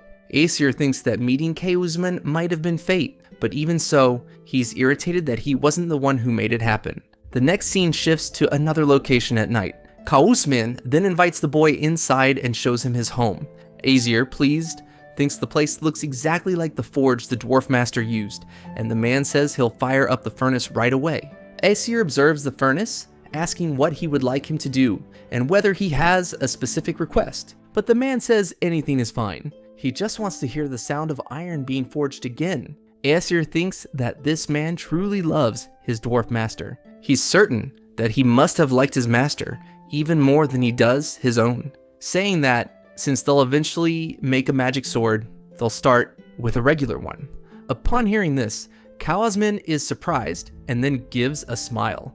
Aesir thinks that he is a blacksmith and Kaosman is a sorcerer, and the two of them are like birds who cannot fly with just one wing, but working together they can fly toward their goal of forging a magical sword. And when they no longer need each other, he's sure he'll be glad to call him a friend.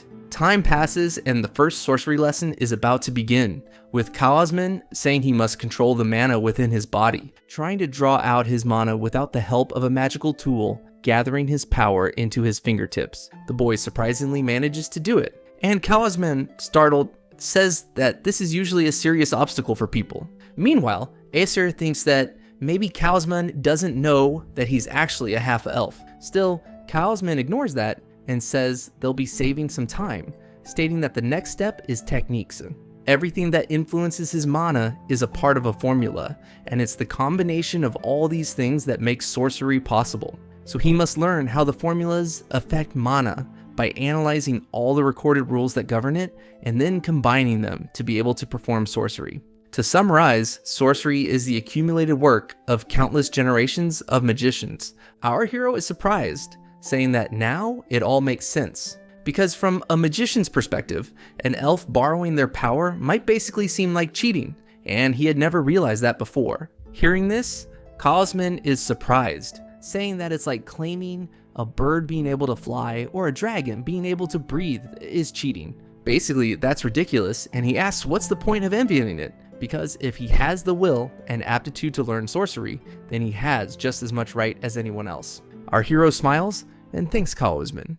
And so the two of them began alternating between teaching and learning sorcery and blacksmithing every day. They talked at length about the ideal type of magical sword. Between their work, they dreamed as if they were children, having innocent and naive conversations, which means that, after all, they're just boys in the end, and boys who can't help but be enchanted by the vision of fantastical weapons beyond imagination. The next scene moves to another place. The protagonist thinks that after living in Odin for a while, he received a letter in a package made of boar leather.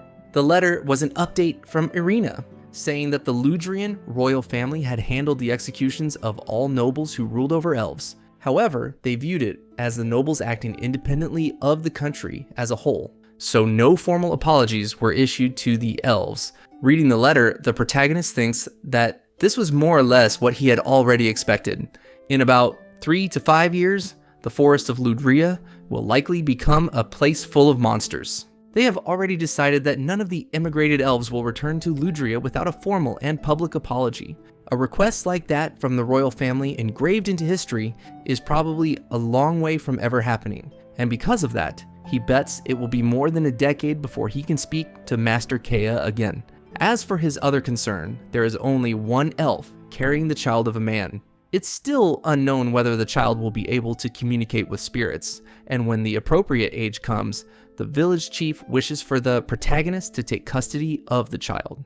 Reading this, Aesir is surprised, thinking that a half-elf lives less than half the lifespan of a normal elf, and elven settlements usually raise children as a community, wondering if they really want him to care for a child who would age so quickly. But it was he who begged them not to send the half-elves back to the land, and because of that, he needs to take responsibility for his own words, asking himself if he truly has what it takes to give love to a child in need. But in that same moment, the protagonist says that he does have the capacity, because if it's a boy, they could catch bugs and go fishing together, and if it's a girl, he would spoil her endlessly. The child doesn't need to be able to communicate with spirits, and it's natural for one not to become friends with spirits or even with their parents. There are countless paths that child could take, from master blacksmith to swordmaster, or even magician, concluding that if she wants to walk a new path, they could walk it together. Even if Aesir ends up living longer than her and the child dies before him, he would still keep giving her love. Seeing all this, the boy says he admits he really is selfish. And that's exactly why he's certain he has what it takes to be her guardian and closest companion. So the young man begins writing his reply. Surprisingly, Aesir says he had been very eager for this to happen, even though it was still a little far off. Time passes again with a 1-year time skip. The boy was meditating, saying that an idea just came into his head. Magical tools are generally uncommon because they require channeling magic to use. Asking if the idea is that anyone can do that, then they might as well just use normal sorcery. And Kaosman says he himself admits that using regular sorcery is much faster. Aesir says that originally, yes, but let's say he were ambushed, a magical tool would still be much better. Also, if he had to speak in the middle of a spell, it would only make the situation worse. However, if he had a magical tool that only needed a moment to activate, it would be much more reliable. Basically, a lifesaver. A spell can cast any number of other spells, which makes a magical tool with only one function seem unappealing. Right after, Kaosman says then, the magical tool should be specifically specialized for its unique use, and that would maximize its value. He really doesn't know anything for sure about this, and there's no way to tell whether such a tool would ever be used, or if it would even work. But still, they should give this idea a chance. Hearing this, the protagonist is surprised, saying he thought the best way to do it would be with a short metal wand. After that, the two begin working at the forge. Apparently, they were very dedicated to making it happen. After that, 3 years pass, and Aesir thinks that practicing sorcery is actually quite simple, because a magician's strength lies in how much they learn. He has a good memory for things he's interested in, and no matter how many times people call him an idiot or stupid. In those 3 years, a few developments took place in that area, because the Droshan army is invading northern Zair, and as a result, the northern kingdom of Zara requested reinforcements from the Azad Alliance. Students from the Odin Military Academy of Magic were also sent, and one of those students brought one of their wands into battle, where it ended up saving some lives. The Droshan cavalry launched a nighttime attack on a camp, and that student, though panicking, still managed to erect a barrier using the wand. A sorcery apprentice survived a surprise attack, and the army's mages were very surprised because that little barrier wand drew a lot of attention all at once. As a result, the army appreciated its reliability, and the army mages began adopting its use regularly. Currently, Kaosman is the only researcher specializing in that kind of tool, saying he's receiving training requests in magical tools, asking if he accepted any of them, and the man surprisingly responds that he hasn't. Hearing this, Aesir says that if he can see one apprentice through to completion, he'll become a full-fledged magician.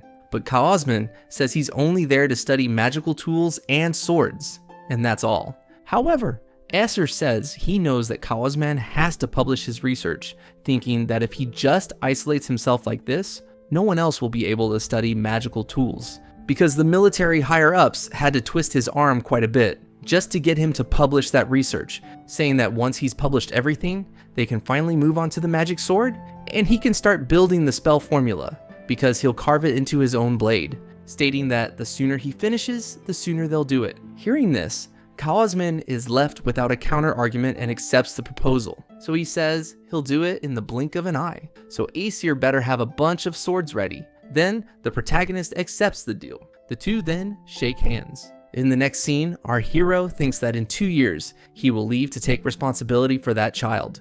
But he's sure that by then Kaosman and he will have finished teaching each other their skills. So in 2 years, they plan to leave that place, each with a magic sword crafted by their own hands. and it will be precious, every piece of their new skill. Obviously, they'll have to start with prototyping, so he should hurry and publish those things. Meanwhile, Kaosman continues forging, and the protagonist gives him his instructions. The boy seemed to learn from everything, but even so, there were still some problems, but he never gave up. Just like Aesir stayed by his side. The next scene takes place 4 years later. Kaosman, along with our hero, seemed to be surprised by something, because they had finally succeeded in making a magic sword. Kaosman looks concerned, wondering if they should test the blade. Right after, the boy picks up the sword and Aesir tells him to channel his magic into it. Kaosman tries to do so, and surprisingly, power begins to pour out of it. His magic starts flowing through the blade. Aesir thinks that the entire reason they met had now been fulfilled, and the destiny that brought them together in such a way was truly fascinating. Right after, Kaosman smiles, and Aesir thinks it's time for him to make his own magic sword. Time passes again, and the two of them are working to create one more magic sword. The next scene takes place another year later. The other girl says they're about to begin the offensive magic exam and asks if he's ready.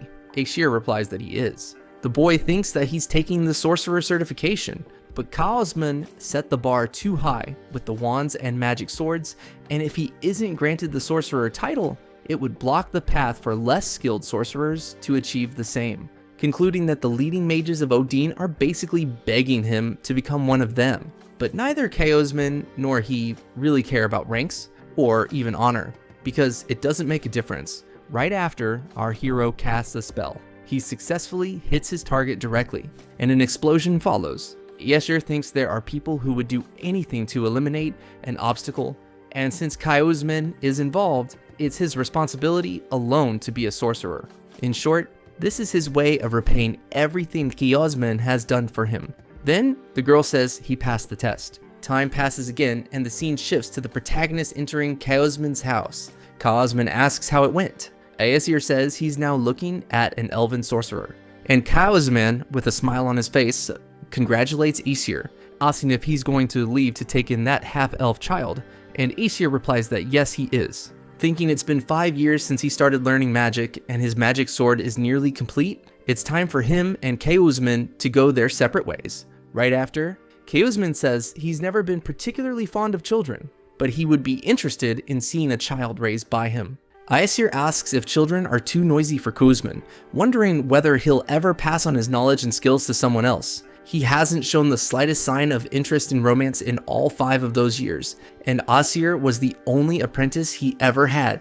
Supposing that even if his knowledge and skills aren't passed on through teaching, the things he created with his hands will simply remain.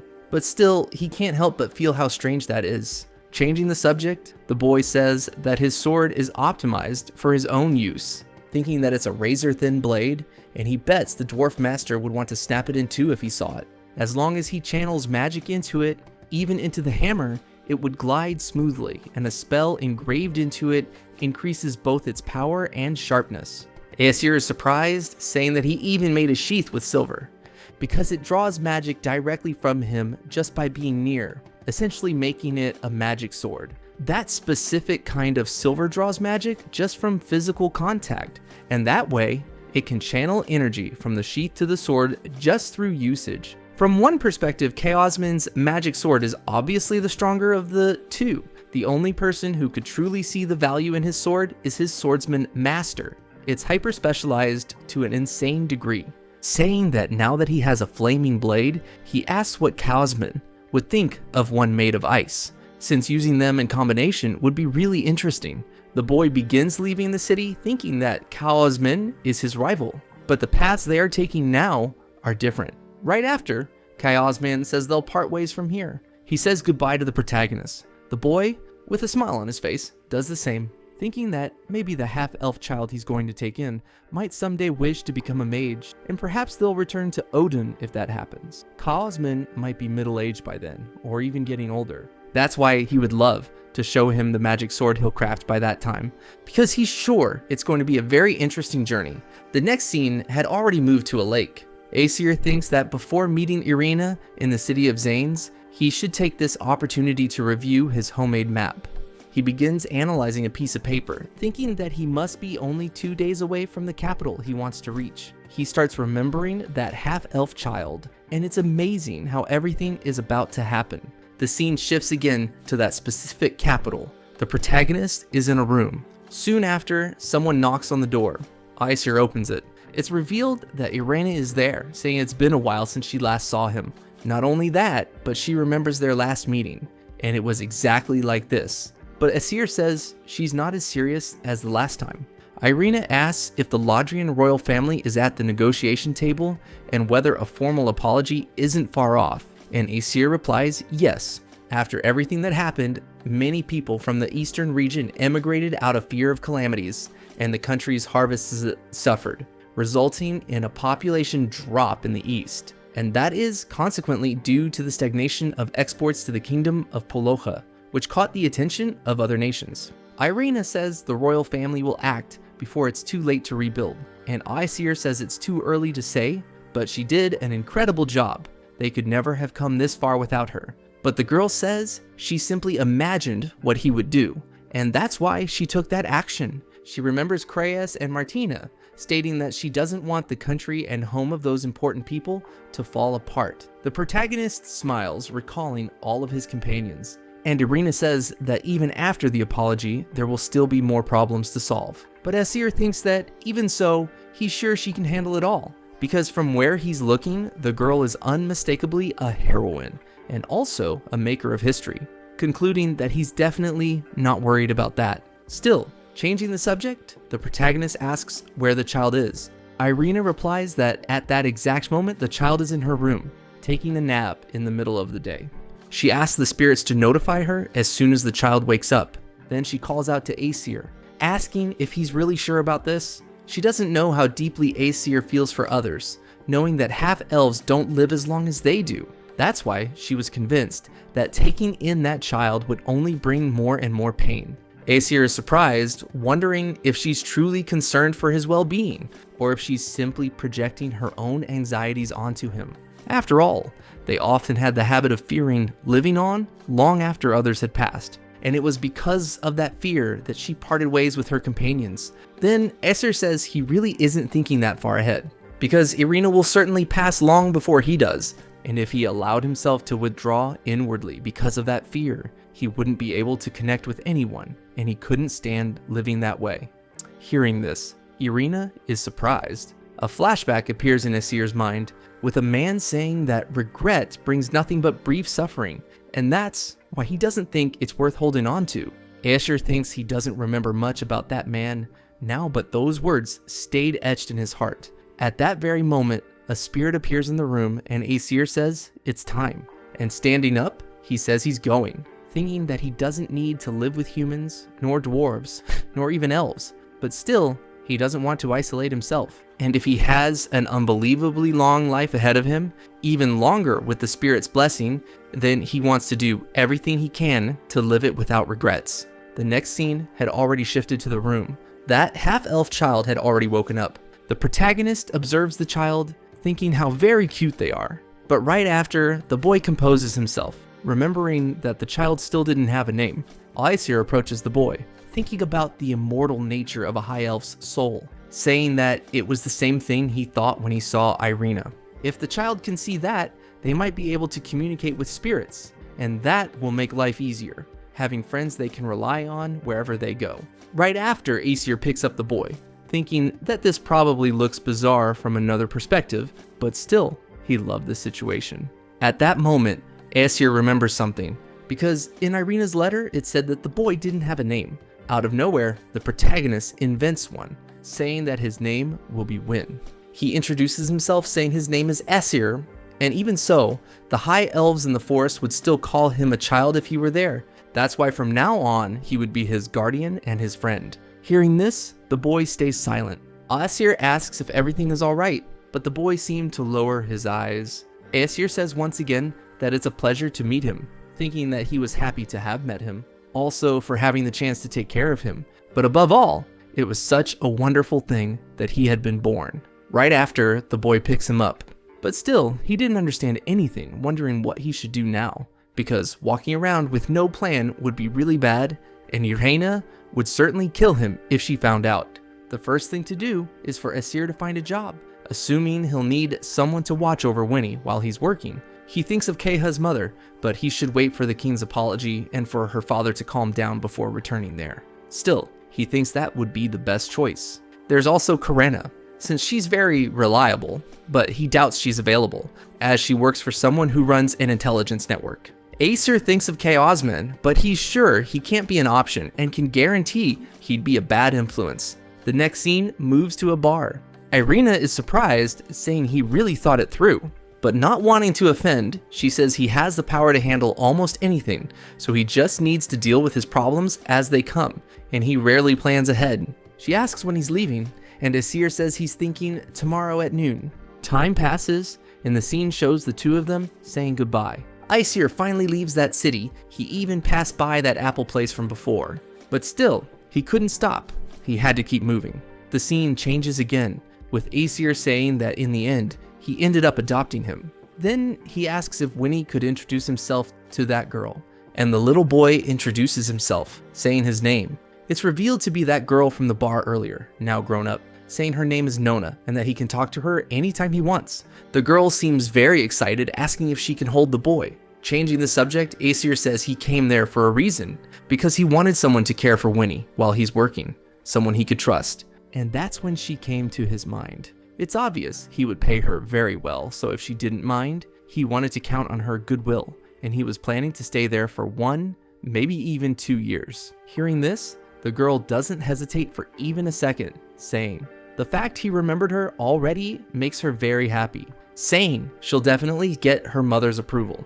She becomes even more delighted because that child is going to stay with her now. Meanwhile, Aesir thinks it's a relief, stating that he knows this is probably going over Winnie's head, but still, he'll get used to it, because he wants the boy to be able to adapt to new things and new environments, and he'll just hit everything he can to help him with that. After all that serious talk, Aesir says everything is settled and asks what's on the menu, because he's starving. The next scene cuts to another place. Winnie, meanwhile, is staring at a cake. Aesir says there were some really good apples along the road here. Nona asks if elves like apples and wonders if she started cooking more with apples. Maybe she'd attract more elven customers. The protagonist says elves generally like fruit, but he personally prefers pies like that one, especially meat pies along with fish and other vegetables.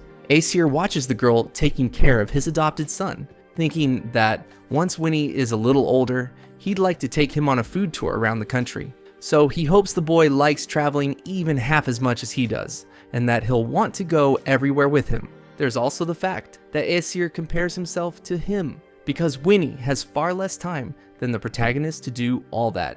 Right after, another man calls out to Aesir. Our hero thinks it's true, because that man is from the Blacksmith's Guild, thinking he only worked for them a few weeks, 6 years ago. But he didn't expect the man to be that happy to see him again. And maybe he has some work Aesir can do.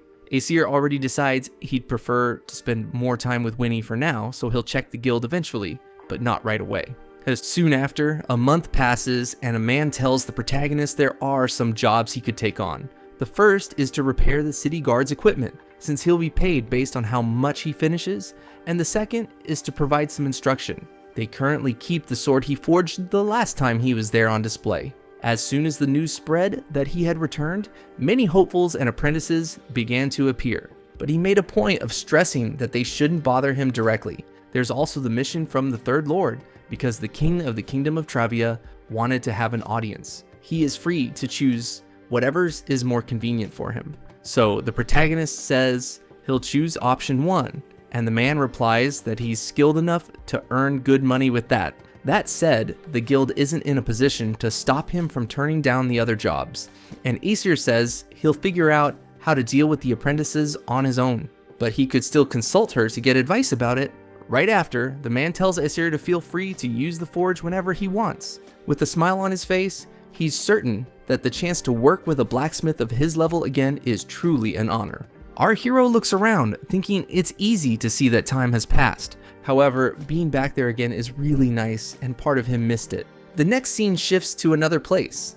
Meanwhile, Winnie was crying, and Nona tells him to wish Aesir good luck with his work. thinking that she remembers being in a very similar situation, but still couldn't bring herself to speak. She tells Winnie that Aesir will be back tonight and that they can play a lot in the meantime. She suggests the two of them go to the well because she's sure there will be children his age there. The next scene cuts to another location and Nona thinks that playing with the kids his age is part of Winnie's growth. Soon after, one of the boys shows a bug to the half-elf boy.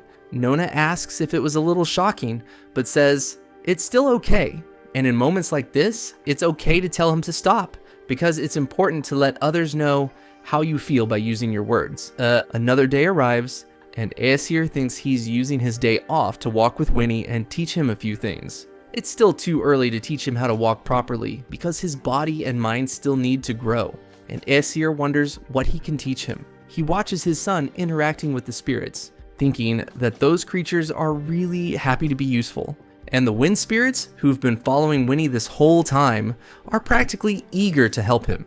It's obvious that great favors require a certain amount of preparation, but things on that scale are still far off. Soon after, the protagonist says that asking a simple favor from the spirits is still hard enough for him. But hearing that, the boy doesn't seem to understand anything. Aesir thinks that the boy responds really well when he receives things, and might even develop attachments to other things. Still, it's not good to hold things back on his own, and he figures it's not surprising given how his life has been so far. And that's exactly why he wants him to learn how to properly communicate with the spirits. He can't count on always being handed things easily, and he needs to be able to ask for what he wants.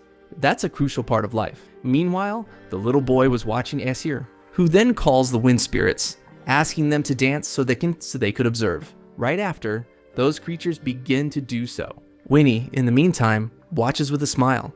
Aesir says now it's his turn, because the wind spirits were happy to play with him. The next scene goes to the capital.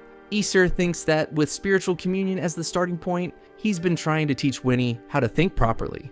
The boy looks about 4 years old, but is actually 7, and as long as things are explained to him in a pleasant and easy way, he will learn. There's also the matter of understanding money, because that will be a very important skill for the rest of his life. With Nona and himself taking care of the boy, he ends up feeling very motivated to learn.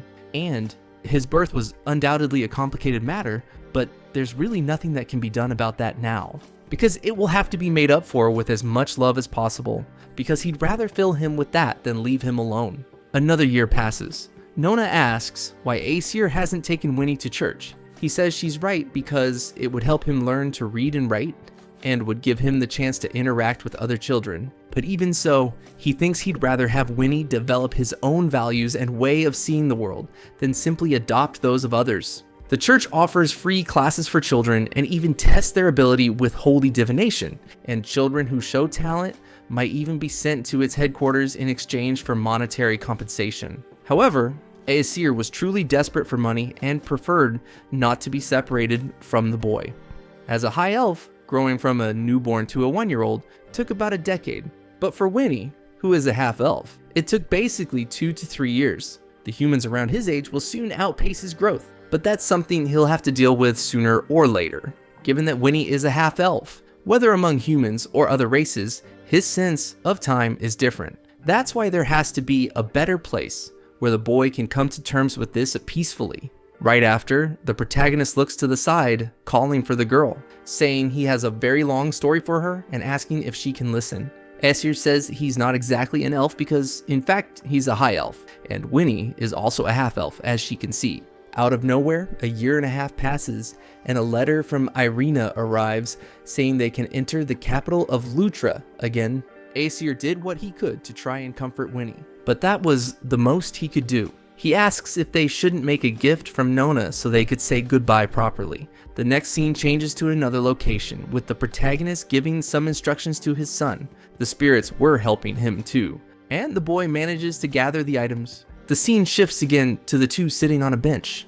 Aesir had already finished what he wanted to make, saying he hoped Nona would like it. Sometime later, Aesir and Winnie had already met with Nona. The protagonist calls for his son, who apparently wanted to say something to Nona. He hands a box to her, saying he and Aesir made it and asks her to keep it forever. The girl asks if she can open it. she's surprised by what she sees, because it's a necklace with a gemstone, and she was so happy she even began to cry. Winnie gets scared and says he really wanted to say goodbye to her with a smile on his face, but right after, he starts crying and says he wants to stay with her. Then, the protagonist picks the boy up and starts walking away with him. Meanwhile, Winnie stays behind. The next scene moves to the capital. Aesir was already getting close to it, thinking that no matter how much Winnie wanted it, he couldn't simply leave him in that place. Nona would have taken good care of him, but she didn't have the strength if he has to protect him. But even so, he admits that may have been a bit harsh on his part. If only Winnie hadn't cried, it might have been a different story. But it's hard to blame her for that. Still, they needed to head to the capital of Ludria, and then he could help Irina reduce the monsters. He wouldn't be able to bear it if something happened to Irina, and he's sure the same applies to Winnie. That's also why he'll help Winnie become more aware of time and its passage, because he has many friends in Ludria who can help him. The boy watches the capital, and Aesir tells him that this won't be a goodbye forever, because he will come back one day, thinking the boy should go ahead and cry his heart out as much as he needs to, saying he'll meet even more people in Ludria and should make new friends because Aesir will be right there no matter what happens. Winnie should experience all the feelings, from anger to joy, and his greatest wish is simply for the boy to grow up strong. The next scene already moves to the capital of Ludria. The protagonist was walking there. The little boy didn't seem happy, but Aesir tells him that it's alright, thinking he chose to avoid the eastern region of the country where he caused that earthquake, but was still getting a lot of looks in that place. At that moment, a man blocks the boy, saying he remembers him, that he's that vagabond elf from before, asking if he finally came back.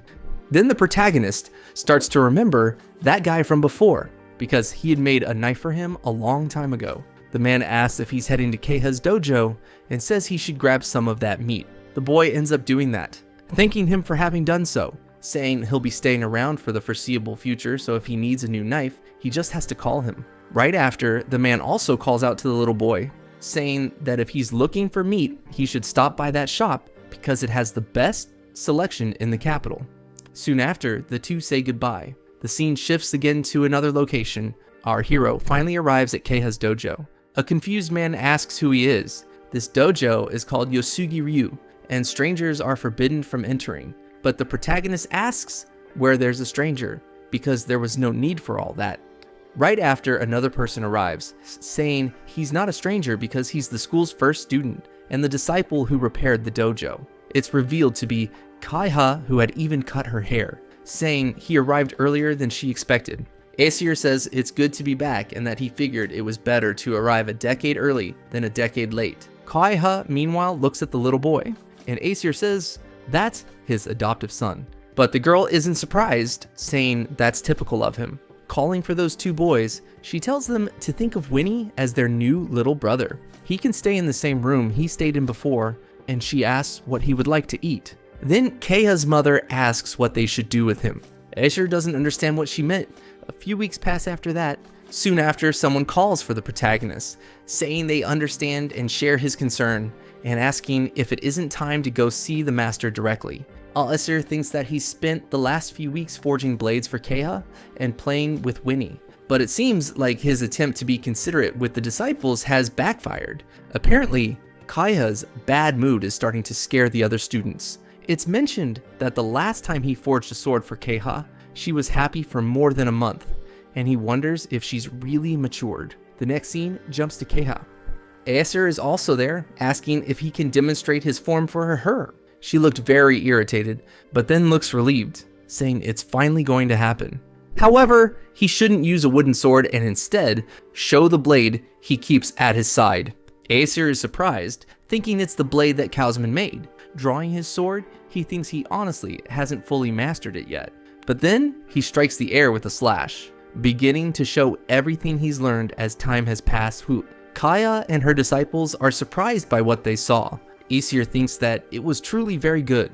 However, Kaha has a strange expression on her face, saying that this is, in fact, a very peculiar sword, so she'd like to ask about it, but that can wait until after his evaluation. It's clear that he kept training even while traveling, because his skill has improved a lot. That much is undeniable. But after all that travel, she wants to know if the boy at least lowered his blade on anything during his journeys. Because his form isn't suited for combat, it's like looking at her own blade from long ago. Or maybe it's as if his sword wasn't being used with the intention of becoming stronger. Hearing that, Aesir thinks about using his sword to cut enemy blades in half in the kingdom of Valastrika. But that probably looked like a street performance to Kaha or something else entirely, so he guesses he has no real practical combat experience with his sword. Then Kaha says that in the state things are now, he has no prospects of further refining his blade, much less the motivation to engage in a true battle of fighting spirit. Yet that has always been one of his best qualities. Right after, the girl stops speaking. Meanwhile, Aesir wonders how he can fix this, and then Kaha tells him to return to his training. A few weeks pass after that, and the scene moves to the north of Ludre. The protagonist was riding on horseback. Irina was also there, saying she will wait for his return. Aesir thinks that the favor he's doing for Irina this time is protecting Ludre from an invasion by the Fold Empire. Ludre's strength has been declining since the new king took the throne, especially with the overall instability in the region. And that would waste all the hard work invested in Ludre's elven negotiations. To put it bluntly, Ludre now has a better understanding of the elves. It's much more convenient for the elves as a whole to have humans who don't meddle with them as neighbors, rather than those who see them as some strange novelty. Even so, Ludre will owe them a great debt after this. At least, that's what the boy assumes. Looking ahead, Aesir thinks that this is a man-made path. And honestly, it hurts to have to undo all that work. Right after, the boy begins to summon his earth spirits, thinking they should defend that path, also giving rise to the earth. And at that moment, the path begins to crumble. Aesir thinks they could build a new road through there, but it would take decades, and after seeing this, hopefully the father won't be in such a rush to bother the elves over such matters. If he weren't so bad at fighting, maybe he would have gotten involved on his own. And thinking about that again, he simply doesn't believe he's capable of doing it. On the other hand, Kaha's blade fascinates him, and he wants to wield it like she does. And he's at least halfway toward that goal, but he simply doesn't have the motivation to want to become stronger. Next, Aesir had already met up with Irina, thinking that he's already content being a swordsman who just enjoys swords, but it's possible that he could change his mind someday. In the following scene, Aesir had told this to Kaha, who says that's just like him, but it seems she won't live long enough to see him truly mature as a swordsman. A year passes after that, and Aesir is still a disciple of Kaha, and still owes a lot to the Yosojiro school. He was working on a sword to enter in that year's fair. All of this was to present it to the king, but he still can't focus because her face keeps appearing and disappearing in his mind, so he has to find some way to relax. He supposes he should go somewhere with Aini. Soon after someone else calls him, the protagonist realizes it's that little boy named Shizuko. He says he has a request, begging Aesir to take him along to the city of V-Court. Hearing that, Aesir is surprised, thinking that it's not a bad idea. It's not very close, but also not too far, and he had wanted to show Winnie the place eventually anyway. Aesir agrees, but says it'll be a long trip, asking if that's okay. They also need the master's or his grandmother's permission first. Otherwise, people might think he was kidnapped. Shizuko says he's sure his grandmother will say yes, and that he'll go ask her. Starting to walk away, he thanks the protagonist. Aesir thinks that by the way he said it, it probably means Kaha wouldn't allow it. Despite his concerns, Shizuko managed to get permission to leave. Winnie is very attached to those boys, so it probably won't be a problem to stay with them. He also thought Winnie might have a lot of fun if he stayed with him for a long time. The next scene jumps to the city of Viscourt, and a guard asks if he is a citizen, opening the gates of welcome life, the city of V-Court. Aesir thinks that some time ago he passed through that same gate with his group. Then he ended up meeting his dwarven master, wondering if it's already been 15 years since the last time he was there. Right after, Winnie seems a bit surprised. Aesir tells him not to worry, saying he's just feeling a little nostalgic, saying those are tears of joy. Soon after, someone calls out to Aesir. The protagonist recognizes as Rodney, saying he was just thinking about the first time Rodney let him into that city. Rodney was already quite old, saying he didn't think he'd ever see Aesir again.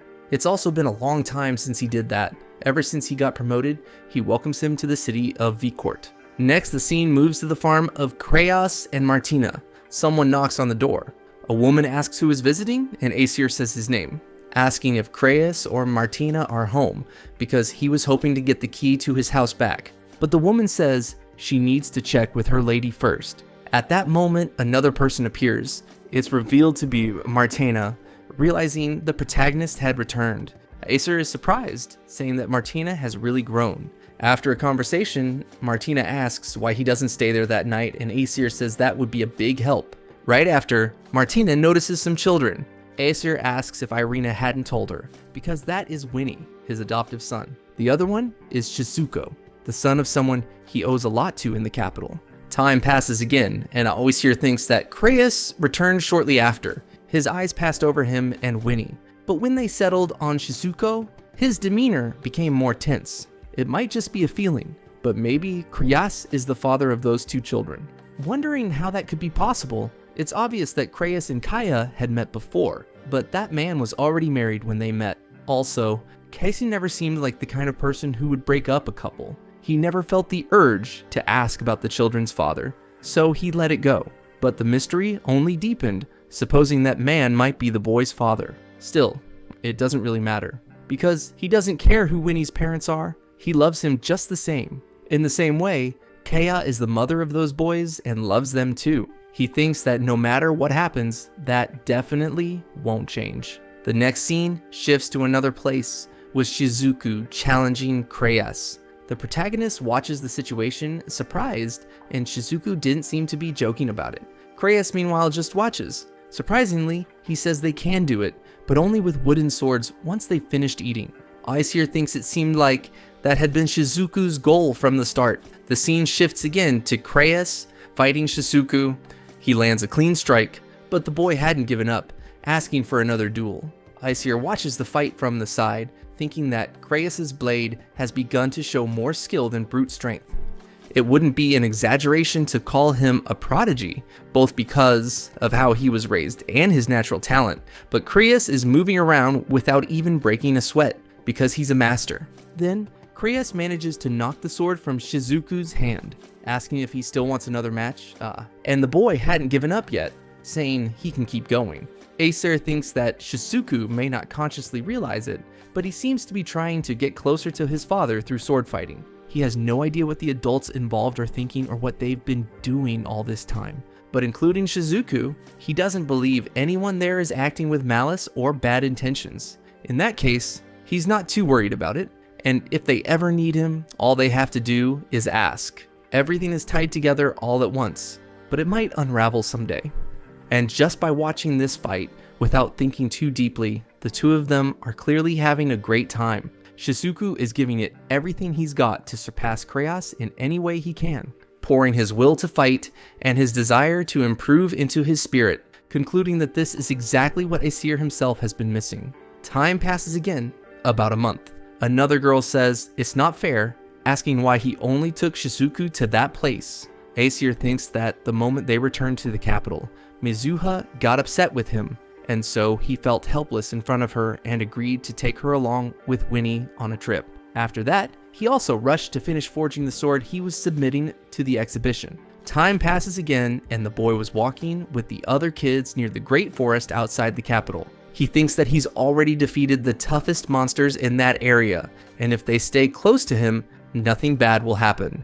In the next scene, the girl finds a tunnel and asks what it is. Aesir says it's a snake monster's den and tells her not to provoke it. The girl is surprised, asking if he's not going in there. Aesir says that if they were going to kill it, it would become their lunch, and for that reason, he prefers not to kill without purpose. Hearing that, the girl is surprised. Aesir thinks they aren't on a mission or anything, so they should just move along. Shizuku and Mizuha are his master's children. They're very disciplined and rarely disobedient, but even so, they're still just kids. Despite all the love and care their mother and grandmother give them, he can tell there's a longing for some kind of father figure. That's why Shizuku was so persistent in his challenge to Kreos. Mizuha, meanwhile, simply has a bit of a spoiled side, and he thinks it's coming out as a desire for recognition. He admits that it's actually quite cute. At that moment, both of them hear a noise, and suddenly they come upon a giant tree. Aesir thinks that it's a sacred tree, one that can only be seen in the presence of those who can see spirits. Neither Winnie nor Mizuha would be able to go there if the elves ever returned to that forest, and sacred trees like that are extremely important to their race. Soon after, Winnie asks the protagonist to look at something. Our hero looks up, realizing it's a single flower blooming out of season, supposing that the tree was welcoming them. Time passes again, and night had fallen. Mizuha thanks him for bringing her to that place because it was a lot of fun. She asks if he thinks she would make a good adventurer, but Asir says he's actually not too sure about that. Still, it would certainly help if she were willing to eat the snake meat. Then the protagonist starts laughing, thinking that Mizuha isn't even 10 years old yet, but she has plenty of time to decide the path she'll follow. However, hypothetically, if Mizuha does go on adventures, it would be good if he could equip her with weapons and armor, just like he did for Kaha in the past. The scene shifts again to another place, and Winnie meanwhile seems to be measuring his height, getting upset because she's simply the shortest in the group. And so the years go by. Aesir thinks it's already been 8 years since he returned to that dojo. Mizuha and Shizuko appear, and the boy asks if they chipped his blade. But that wasn't the case, and the boy says that Grandma was calling for him.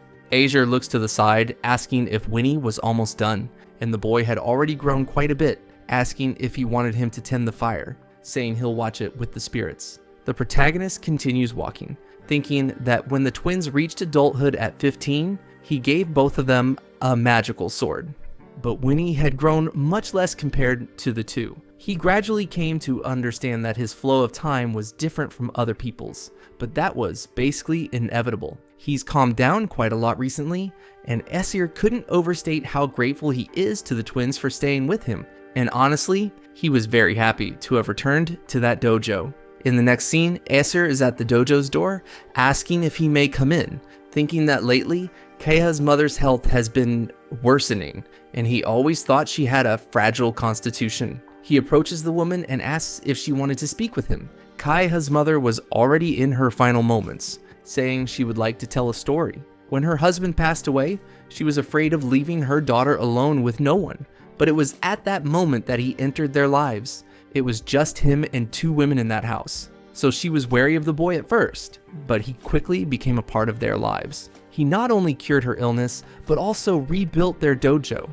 More than anything, it's thanks to him that her daughter became such a splendid swordswoman. He never wanted to take advantage of how much they owed him, so he was content simply remaining a disciple. That's why his arrival in their lives was nothing less than a light, breaking through the darkness they were lost in. She assures him that this is no exaggeration, but on the day he said goodbye, he left a curse on her daughter. Hearing that, our hero is surprised. Kaha's mother says she's certain he never intended it.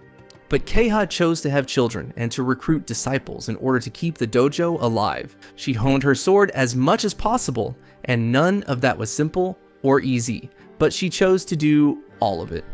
All in the hope that she might see the boy once more. She sought children, never a partner for herself. That's why she begged the most talented swordsman she knew, and his wife as well. Hearing all this, the protagonist is left in shock, wondering if this was the answer he had been seeking. Still, it's very strange and bizarre, and he questions why Krios and Martina agreed to such a thing. He supposes it might have been because of Irana. She chose to leave Krios because of the difference in their lifespans, and maybe it was the regret Martina felt that led her to convince Krios to accept Kaha's request. Kaha's mother continues speaking, saying it's possible both of them were under a kind of curse themselves, and at that time, her daughter was desperate. She supposes they might have been afraid of what Kaha would do, or who she might choose if they said no. And in the end, his wife convinced him to go along with it, and their daughter's wish was granted. Our hero remains silent, asking himself what he did to Kaha. Kaha's mother keeps watching the protagonist. Then she smiles and says he stole her heart, and the curse he left her with was simply love. A love that will never fade over the course of a human life. And she's certain Kaha would prefer that he never be told any of this. But a mother has to unburden her heart before it's too late. She was very angry with Aesir at the time, but things are much better now, because the girl loves her children more than anything, and she knows her grandchildren were raised properly, and his return brought great joy to everyone. Right after, Kaya's mother lifts her hand from the blanket. Taking Aesir's hand, she says she can't ask him to walk beside her daughter because they live at different speeds. That's why she wishes for him to simply remember the love her daughter has for him. After all that conversation, Aesir promises he won't forget. And then, about 5 days after telling him everything, the woman passed away from this world. 2 years passed after all that, and his dwarven master had sent him a letter. Reading it, he realizes his master was in need of a skilled assistant and hoped it would be him, if he wasn't too busy. He thinks he's been winning first place in all the sword exhibitions, not because he's improved, but because the dwarf who used to win first place had returned to his homeland. That's because dwarven society is entirely structured around forging skill, and Prix is a competition with multiple rounds.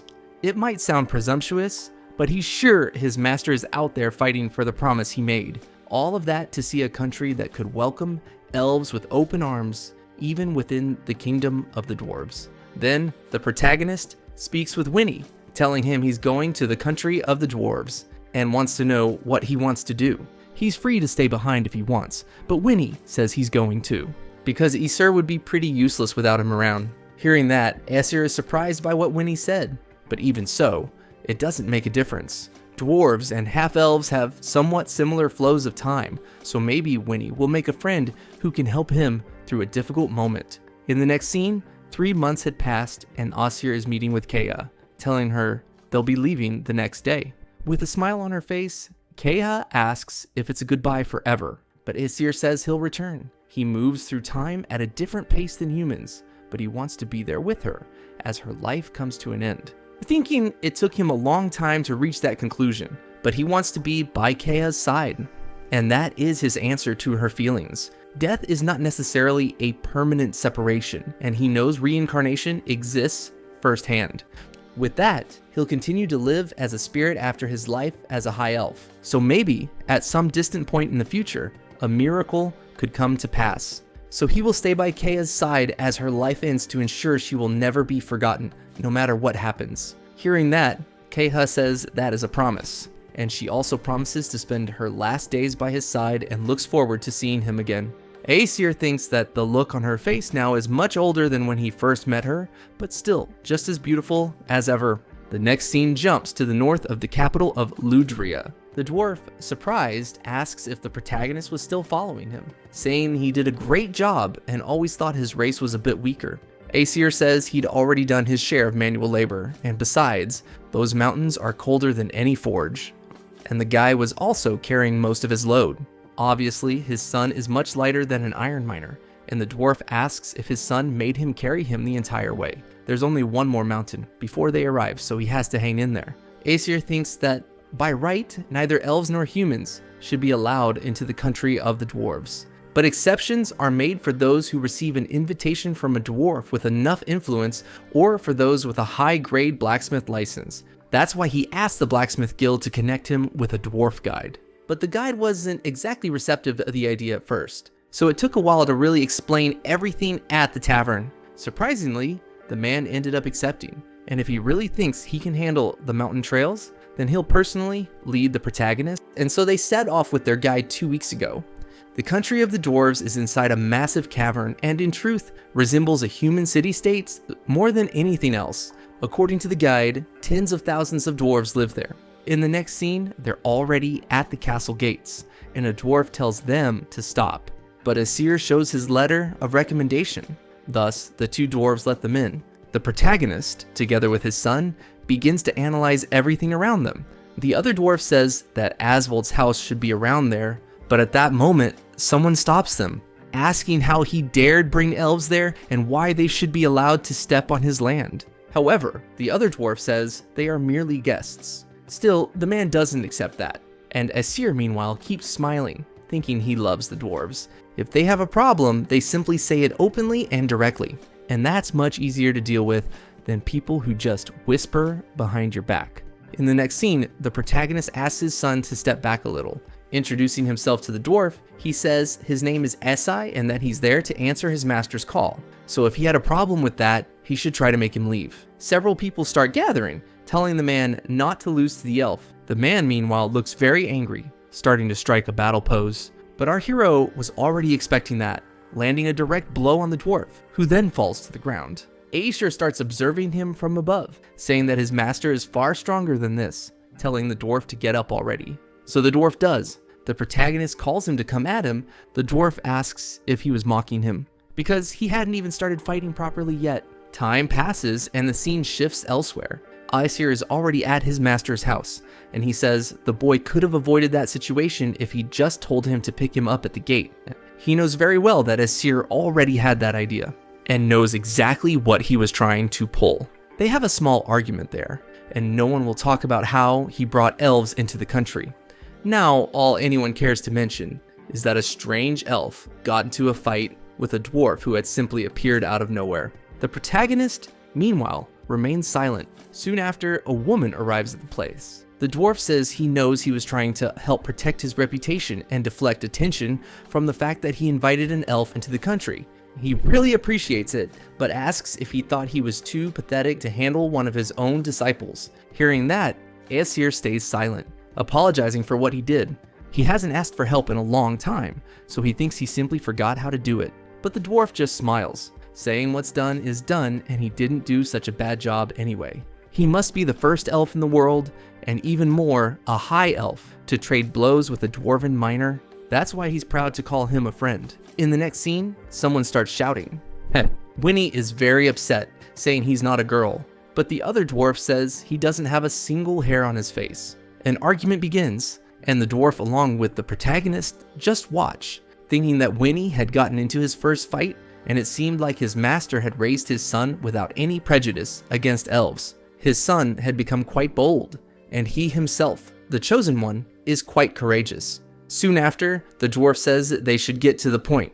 To summarize what the master said, he is competing with a large number of skilled artisans.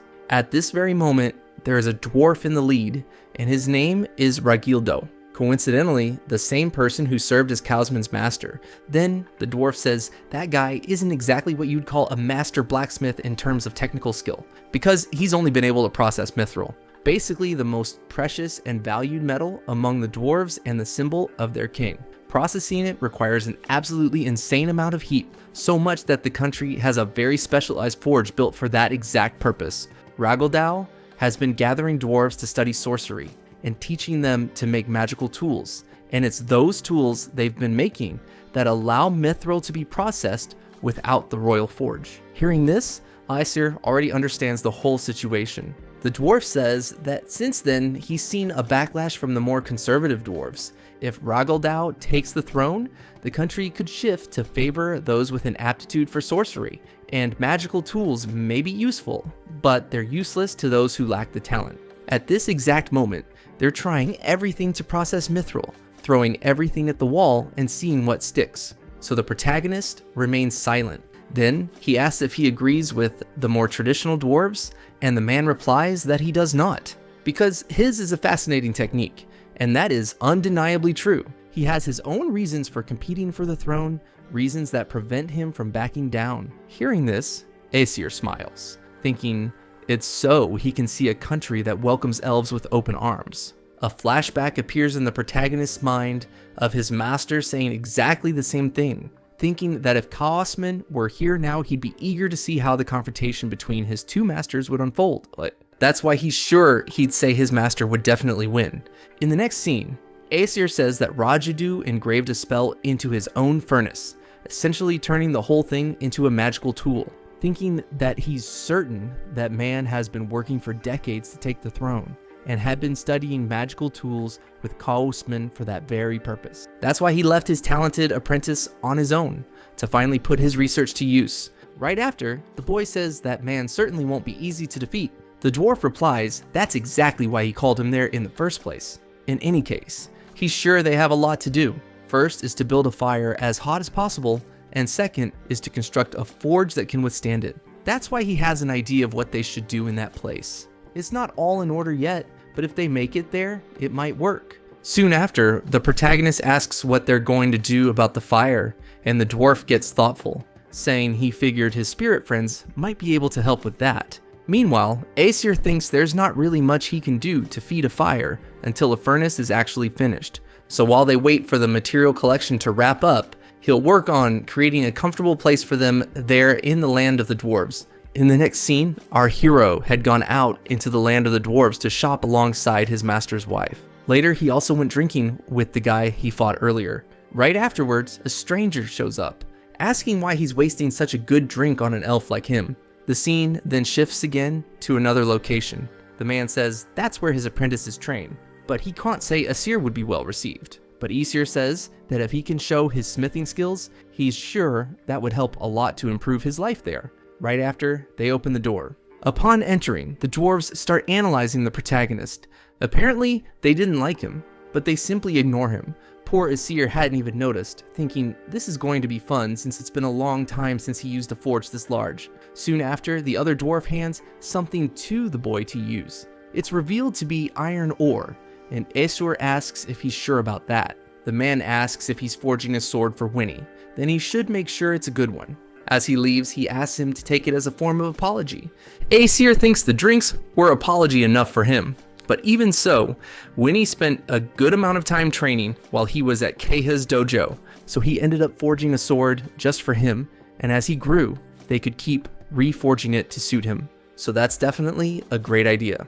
In the next scene, our hero is already looking at the forge, thinking he must be the elf most accustomed to flame spirits. Given that elves avoid metal tools, they certainly never forge anything, and as such, they rarely have any reason to call upon flame spirits, if any at all. Concluding that he's probably the only elf who actually needs to rely on flame spirits the most. Right after, the protagonist notices something. Several people start standing next to him. Everyone begins to stare at him. Our hero watches the situation in silence, thinking it's as if they're evaluating and analyzing his every little movement. But even so, he's used to standing out, and he's far from opposed to being tested. That's why they should watch and see what his master had already recognized, because this is a duel between him and the dwarves, and a fight to earn their recognition and approval. Sometime later, the boy had finally made a metal bar, wondering if they could all go out for a drink. Thus, about a year ends up passing. The protagonist is on a mountain, saying nothing beats a ray of sunlight, and it's amazing how the dwarves can stand being locked underground, thinking that they ended up settling quite well in the country of the dwarves. They expelled him from the apprentice training area. However, the dwarves he met there were simply really good people, and they finally recognized his skill as a blacksmith. The scene returns to the present, with the boy thinking that maybe that's just how it is. But Winnie was still different, because he started attending school there. He particularly believes that Winnie has a sense that his master and he were working, and was taking his own steps to try to fit into that society. Dwarves and half-elves live for similar lengths of time, and for that reason, he felt Winnie was somewhat blessed in all of this. Still, despite all that, there are children who don't care about his son.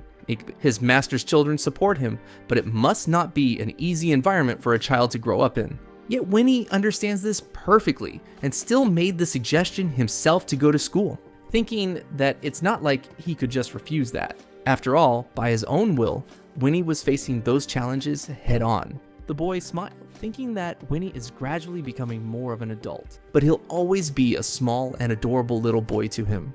And the day he becomes a grown man in his own right may not be that far off at this pace. Time passes again, and the boy thinks that last night they finally finished gathering all the materials for the furnace. The pro-sorcery and anti-sorcery factions were fighting over resources, so they had to rely on an adventurer to get the things they needed. But even so, now they were ready for the main event, and it was there that his dwarf master and he would face their own challenge. In the next scene, 3 days had already passed. Asvaldi and the protagonist were already inside the forge. Aesir thinks he spent those last 3 days convincing a spirit to move into that furnace. There are rumors that blacksmiths and their forges complete one another, but the truth is that it's the spirits who forge there. The spirit of his old forge seemed to really like the dwarf, so convincing it to move to his new home hadn't been that difficult. Soon after, the dwarf picks up a piece of metal, saying that it's mithril.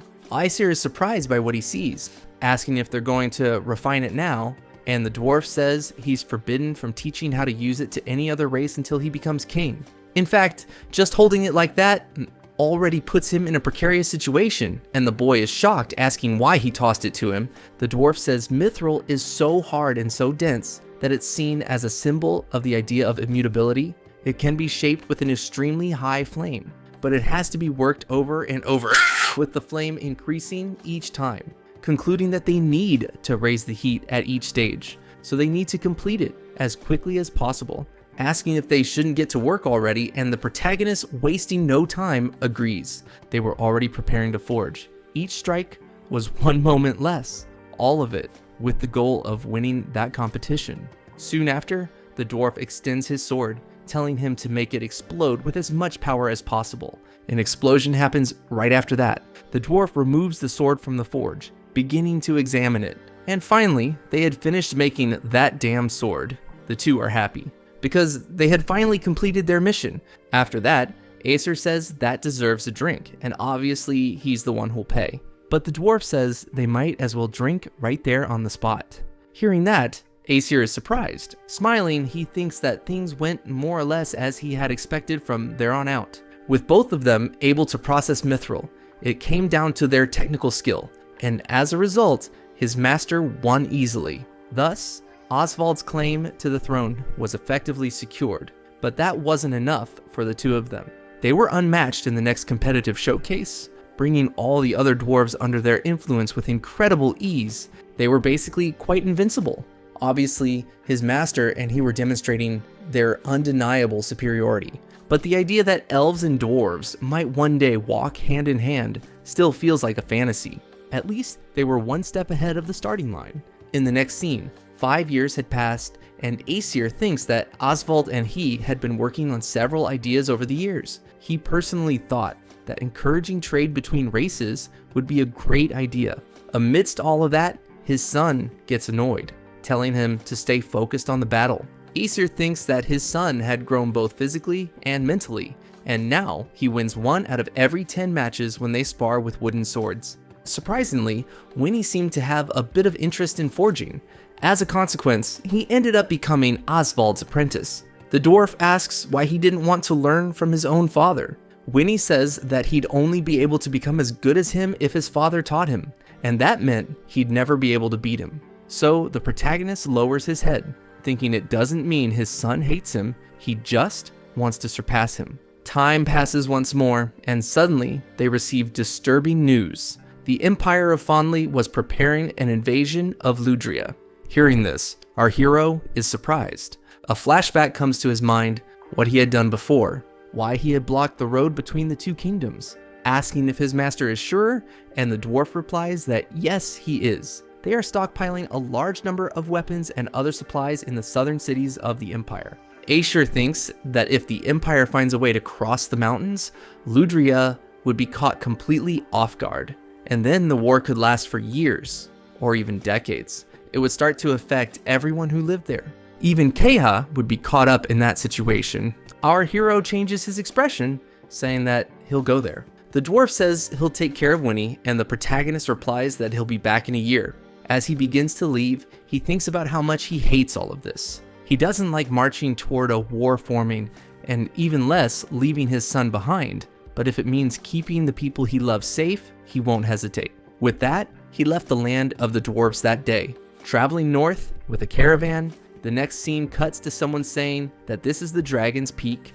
and legend has it a dragon nests within it. But obviously, there isn't a single person who's ever actually seen it. Hearing this, Aesir is surprised, thinking he always believed that old story about dwarves stealing fire was just a fairy tale.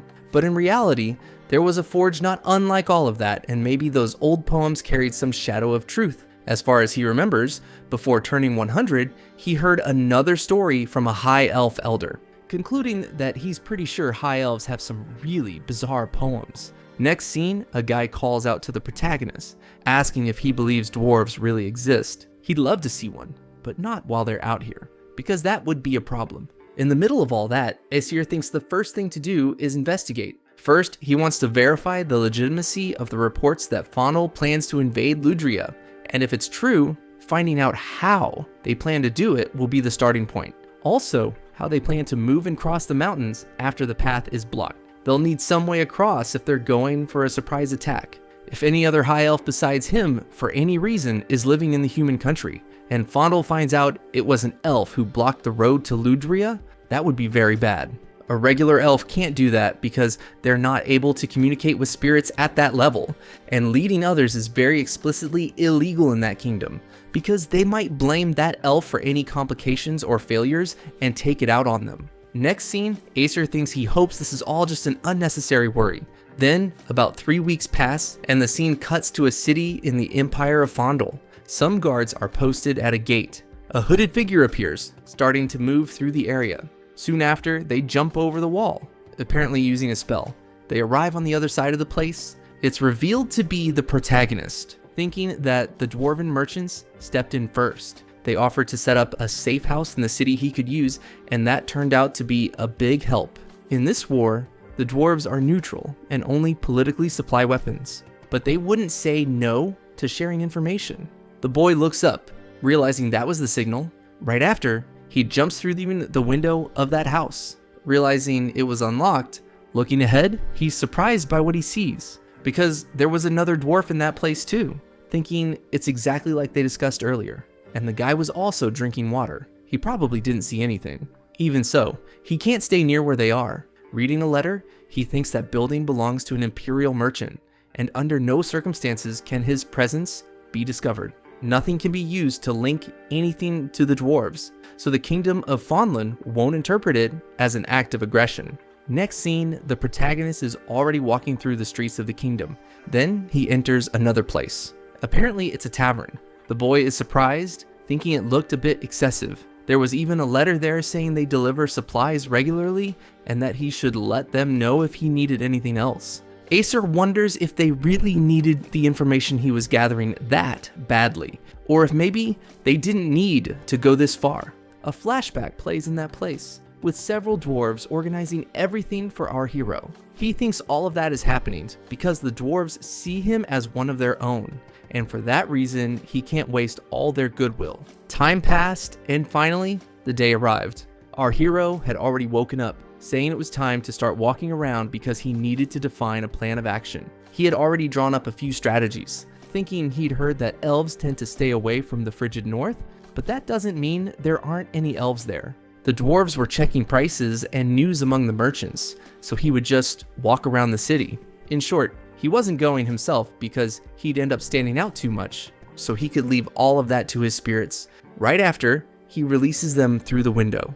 They begin walking through the city, starting to observe all the people around them. The city seemed quite interesting.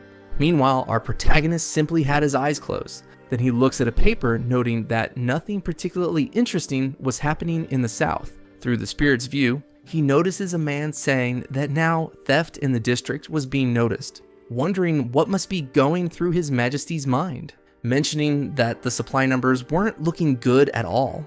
After that, Acer had already analyzed everything, thinking that he would also start marking where the lords were. 3 weeks pass, and after talking with the dwarves, they concluded that the Empire was definitely preparing for war. One dwarf says it would be strange for them to be stockpiling all those supplies outside at that time of year, asking if he found any clue about how they're planning to cross the mountains. But the boy says no.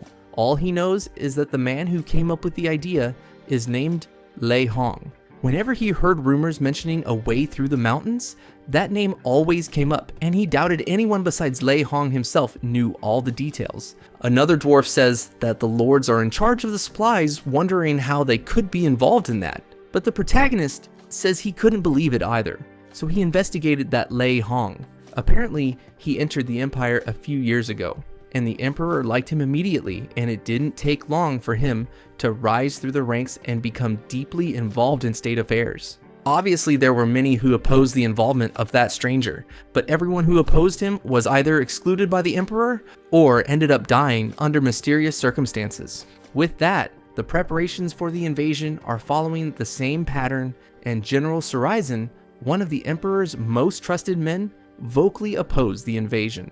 He was especially critical of Lei Hong's silence regarding how they would cross the mountains specifically. Despite countless objections, Surizen was eventually executed because he questioned Lei Hong's full authority over the invasion and was declared a traitor to the empire. Not only that, but there was more. The dwarf is surprised by all of that, saying he heard that Lei Hong devoured the people he bought, and since commanding others isn't illegal there, changing the subject, he says they'll reconvene in another week. Ah yes, time passes and the protagonist is already in another location, thinking he can't know for sure if he hasn't seen it with his own eyes, but it seems obvious that Lei Hong brainwashed the emperor, saying he remembers stories from his past life, one without magic, of powerful people being brainwashed. Even so, he can't see how they would be able to open a path through the mountains without some kind of magic. Changing the subject, it seems this has nothing to do with an elf talking to spirits, but even so, that's a good thing. If all of this boils down to what Lei Hong has done, then ideally, there only needs to be one person to stop it. Right after, the protagonist remembers something, which is basically the possibility of ingesting other people, but still, that can't be true. Ah yes, a week passes after that. Asura had already met with those guys again, saying they won't speak about Lei Hong directly, but still, there's new information. That general who was killed was actually Lei Hong's eldest son, and they had planned to assassinate Lei Hong to try to correct the course of the country, which means that if by chance he does get rid of Lei Hong himself, something else might happen. However, if he does it without leaving any evidence, suspicion would naturally fall on the man everyone already knows is planning something. Then the other dwarf asks if the protagonist is okay. Apparently, they were worried about the boy. He says he was just feeling a bit cold because, as they know, he's not used to the climate. Asura had been doing everything from espionage to even planning harm against someone, and suddenly, he felt sick about everything he was about to do, because he desperately wants to know what all of them have been doing. At least he always has the spirits to keep him company. Still, there was a time when he thought that was enough for him, but now he realizes he's become prone to feeling comfortable alone. Next scene, the black-haired dwarf says he also has some news, but the protagonist probably won't like it, because 9 of their fellow dwarves went to the capital and ended up losing contact with them. That set off some alarms for him, so he investigated, and the 9 had an audience with the emperor and simply vanished, concluding that no one has ever seen a dwarf come out of that damn room. There's no mistake that the emperor was involved in all of it. Then the other old dwarf says there's more, because the other group of dwarves found out about this. So they're causing a commotion, insisting on marching to confront the emperor about it, and he's doing everything possible to stop them. After all that conversation, the black-haired dwarf says the day is approaching and they'd better leave, saying they'll be back soon. Time passes again, and Asura thinks that over the following days, he ended up overhearing the group that was planning to eliminate Lei Hong. The more he investigated, the more his suspicions were horribly confirmed. Lei Hong came to the emperor with an offer to restore his youth by killing countless people, and the emperor's vitality returned, so he started to trust that man. The poem about the immortals more or less continued along those lines, because there are 3 who covet true immortality. After that, the boy starts to reflect, stating that with all the evidence, that man is undoubtedly a killer, who draws the power of nature into himself and commands it through a kind of hermetic magic with the goal of becoming like the spirits of nature, and thus immortal. Even so, it takes a huge amount of raw talent and countless years of harsh training to accomplish this, and most die before reaching that goal. However, there's also a heretical side to those heretical arts, because extracting the power of nature is a difficult task, and that power is too dispersed. Therefore, extracting the power from a man's life force is a far simpler task, and that power is as close as it can be. So is immortality. Because of that, those who practice these heretical arts are called shamans. Those who gather life force through other methods are also known as incubi or succubi. Those who gather it by consuming flesh are known as vampires. However, there's a risk, because sharing your life force with others turns them into subordinates, and that's how he's been reclaiming his youth. The boy then regains his awareness, saying he should have paid more attention to what the elders said before. If Lei Hong is a shaman, then crossing the mountains would be simple, and commanding nature is part of the hermetic arts. If he's a vampire, then going to war would be exactly what he wants. Lei Hong is thirsty for the countless lives a war would extinguish, including even the lives he loves. The protagonist finally makes a decision, because he's definitely going to kill that man. In fact, he wanted to get rid of him before, but now he simply has to kill this guy. And he won't stop until that clear and present threat to the people he cares about is brought to an end. So time passes, and the scene shifts to another location.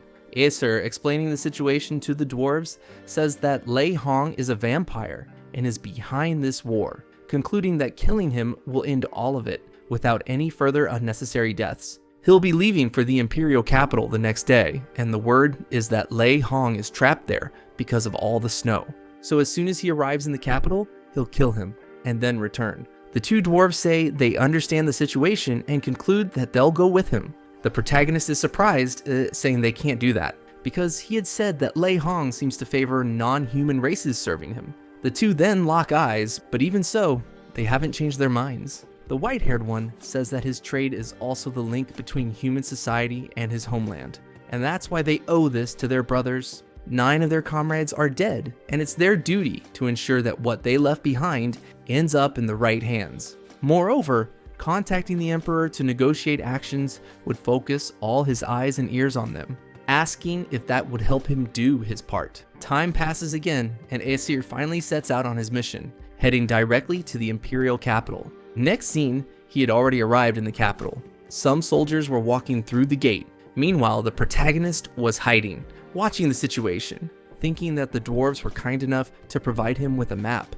But still, he thinks he won't need it. Looking around, he notes that the air is thick with a stagnant presence, and Lei Hong is probably there. He remembers that some time ago, he sensed a similar smell when the river was rotting, and he's still surprised all of this is coming from just one man. If it were even an option, he would wipe him off the face of the planet with all his firepower. But right after, Aesir realizes what he just said, then regains his awareness, thinking he can't allow himself to cause any collateral damage, and impulsive actions could hurt many people, wondering if he had ever been this aggressive before. He's angry, thinking that Kaha and the others are being threatened, but maybe it's not even really him.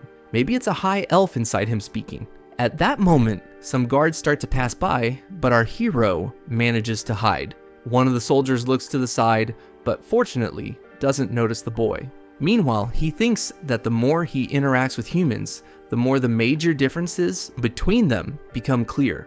And the more that happens, the more he feels his own humanity slipping away. Next scene, it shifts to another place, and the protagonist is observing a house, assuming that must be where Lei Hong lives, and it's no wonder the nobles hate that man. However, despite its massive size, he can't sense a single staff member or even a servant inside, wondering what kind of person would be willing to stay there a second longer than necessary. Then, our hero uses his magic to enter the place. He begins to sense the source of Lei Hong's presence, starting to approach a door, stating that it's there. He then opens the door. A man notices what's happening. Meanwhile, he's sitting in a chair. Without wasting time, the protagonist draws his bow, about to fire an arrow at the damn man, but surprisingly, when the arrow hits, it doesn't work. Our hero doesn't understand anything. The man looks at his torn clothing, and then starts brushing it off. Aesir thinks that one of his arrows could easily pierce a giant wolf. Then, the man says he wasn't expecting company, especially not such a violent guest. Quickly, our hero gathers himself, saying he'll destroy him with compressed air. But then, the man begins casting a spell, and again, the protagonist's attack simply doesn't work. Within seconds, the man begins advancing toward our hero, who thinks that guy is incredibly fast. He manages to nearly hit Aesir, but he dodges, starting to retreat to avoid getting hit. Our hero tries to gather himself once more, but there's no time to think. He takes another kick to the face, getting thrown out of the house, thinking that's the equivalent of being stunned for 30 years. Still, it's pathetic, because he's a vampire and can command nature itself through hermetic arts. So of course, he can nullify any power granted by communion with the spirits. Also, the more he fights him, the clearer it becomes that he's far too weak. The power the spirits can grant him is tremendous, and he also knows how to use both archery and sorcery. Right after, the man comes down from the house. Aesir, in the middle of that situation, considers just trying brute force, but still admits that he'll never be able to defeat Lei Hong, The man stands in front of Aesir, saying he's a bit more tenacious than expected. Amidst that moment, Aesir thinks he doesn't even know if Lei Hong is truly a bad person, mentioning that all creatures feed off other living things to survive, and that's the way of the world. He's not here to hand out justice, nor is he here in the name of the High Elves, because the only thing he wants is to protect the people he loves, doing whatever it takes to achieve that. Our hero changes his expression, beginning to observe his target, who, meanwhile, doesn't understand what's happening. Right after, the protagonist leaps. The man continues watching his movements. Aesir, in turn, simply smiles, and instantly, Lei Hong's expression changes, asking if, by any chance, he was going to run away. Then, he heads back to his house, telling Aesir not to waste his time. A flashback appears in Aesir's mind, with Kausman saying that the spell is enormous, but it must be concentrated in a single place when cast, because it's hard to use against a living target. Aesir asks what he should do in case he needs to use it. The scene then returns to the present, and basically what he had to do was try to limit where his target could actually be. Surprisingly, the vampire had taken the full brunt of the attack. In his mind, the protagonist thanks Kausman, because he always gave very practical lessons. The man becomes furious, shouting that he would kill him. He begins charging toward Aesir, who in that moment remembers Kaha, thinking that she once mentioned his only weakness is a lack of fighting spirit, and one day, when he overcomes that, it will mean something. Next scene, Aesir had managed to dodge the vampire's attack, counter-attacking with his sword, landing a clean strike. Still, our hero wasn't finished, thinking that there would be nothing his blade couldn't cut. Victory in the battle was then claimed. Lei Hong had been easily defeated. Afterward, the boy looks back, realizing he had made 4 cuts, and still, that guy wasn't dead. So he'll make sure the man dies. Time passes, and after that, he leaves the place before any guard could discover him. He ends up at the dwarves' safe house. They begin to hold him down, apparently grabbing something. It's revealed to be a bottle of alcohol. Aesir thinks the wound in his stomach was severe, and something within it was truly decaying and corrupted. So he received the most practical medical care and the most painful experience he's ever had. Time passes again, and the boy was lying in bed. It took him 10 days to recover, and they told him what had happened during that time. The old man says the search for Lei Hong's killer disappeared almost immediately, and he suspects part of the reason is that none of the other nobles cared about him. The emperor is gravely ill, so the crown prince took the throne exactly when the noise began about the missing brothers. With that, the new emperor personally spoke to them. Surprisingly, he apologized formally, saying Lei Hong was to blame for everything, and the old man suspects that probably wasn't a lie. Hearing all this, the protagonist smiles, thinking it definitely could have been worse. That serious illness was the old king becoming a monstrous being, and Lei Hong was able to restore his vitality by sharing life force. But with him gone, they had to resort to other methods. So they cornered him and locked him away. But they're making sure none of it becomes public. The Empire couldn't just ignore the dwarves, so the apology was delivered, and it was worth maintaining their working relationship. With all that, war was avoided, all thanks to the protagonist. Time passes once more, and Aesir is watching the capital from atop a wall. The boy observes a man, thinking he killed the former emperor, who was turned into a monster. Any normal human would have frozen to death within a week in that cold, but as a monster, he continued to live, hungry, thirsty, and in pain. Eventually, someone would have entered the cell to see if he was dead and then be consumed. With that, many more people would have been dragged into that disaster. Right after, the protagonist sighs, beginning to climb down from the wall, thinking that if he ever visits the Empire of Fold again, he wants to walk through the gates in broad daylight, not sneak through the shadows. Everything that happened there came at a high cost, to say the least, and he can't wait to see everyone again. In the beginning of Genesis, the Creator brought the spirits of the world into existence so that his power could flow abundantly and circulate freely. With that, the Creator brought in to being the other 4, and the true High Elf who communed with the spirits. Then, high above the clouds, the true Titan. Next, the 2 who linked them, then the true Phoenix, flying between heaven and earth. Finally, to act as the world's protector, the true dragon sleeping within a mountain emerged.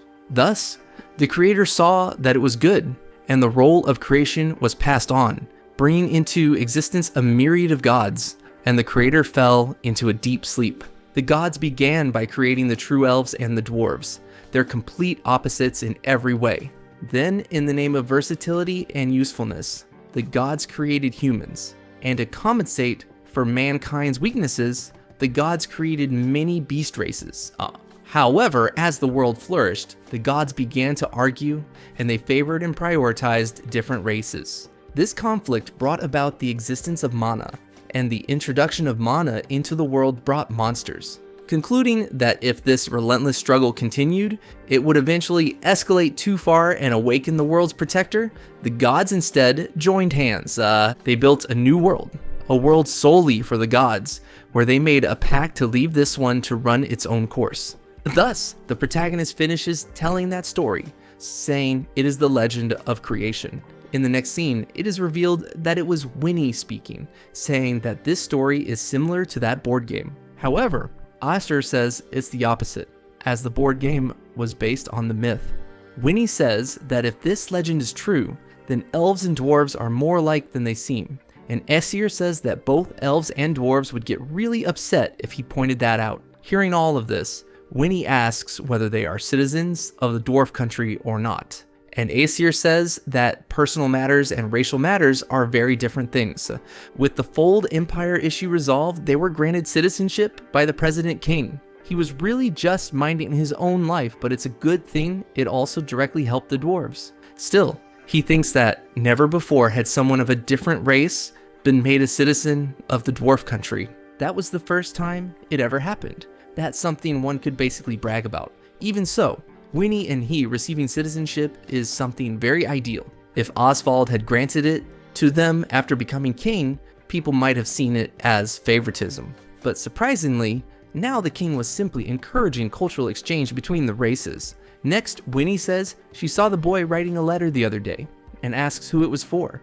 Asura says it was undoubtedly for Irina, thinking that trade between elves and dwarves, something that was an impossible dream not too long ago, now doesn't seem so ridiculous. Humans acting as intermediaries can help, but it's also a great opportunity for the greedy to raise prices exploitatively. It's mostly the elves who suffer from that, but Irina, on the other hand, is different. Ever since she bought that sword, he thought she would be willing to help, saying that there are many things he'd like to talk to her about, and Winnie says she'd also like to see her, because she hopes a reply might come soon. Then, the boy ends up winning that board game. Our hero is surprised and says he's really good. Then, his son calls out to the protagonist, asking if they could perhaps train more with the sword that day. Hearing this, Asura is surprised, but he smiles and says, of course they can, though they've been doing that a lot lately. And Winnie says that ever since he changed the way he fights, she hasn't been able to beat him at all, asking him not to go easy on her because she wants to win on her own merit. Hearing that, our hero says he'll try, thinking that it's been 18 years since he and Winnie first met. At that exact moment, the boy is 24 years old, roughly equivalent to 12 years old for a human. He's only been practicing forging for a short while. His master said that boy is enthusiastic and learns quickly how to use the furnace, and since his master said it, it must be true. However, Winnie unfortunately never talks about it with him directly, assuming that Winnie was trying to become more independent and that it was part of his growth. In contrast, Asura reached adulthood at around 150 years old, about 15 in human terms, and he simply flew off and left his home in the forest. With that, Winnie becoming an adult doesn't seem so far away now. A flashback of all his childhood moments plays through his mind, affirming how much the boy has grown. Watching him grow makes him happy, but he wishes he could care for him just a little longer.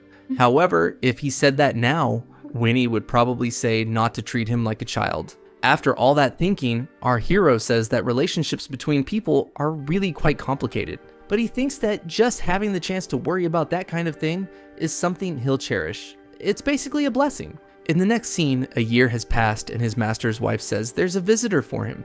This time, it was the old bearded man, who says he received another letter from that elven lady for him, and since then, he and Irina have exchanged letters several times. Throughout that correspondence, he ended up traveling to many elven villages and spoke about his ideas. However, most elves are very closed off, so they don't respond. Elves who work as adventurers and the rare ones who live far from the forest tend to be more receptive to that idea. As the representative of the elves of Ludria, he would like to go to the country personally with his successor and a group of others to make plans in person. Adventurer elves would naturally be interested in weapons and equipment, and he was betting they could handle a kinetic greeting.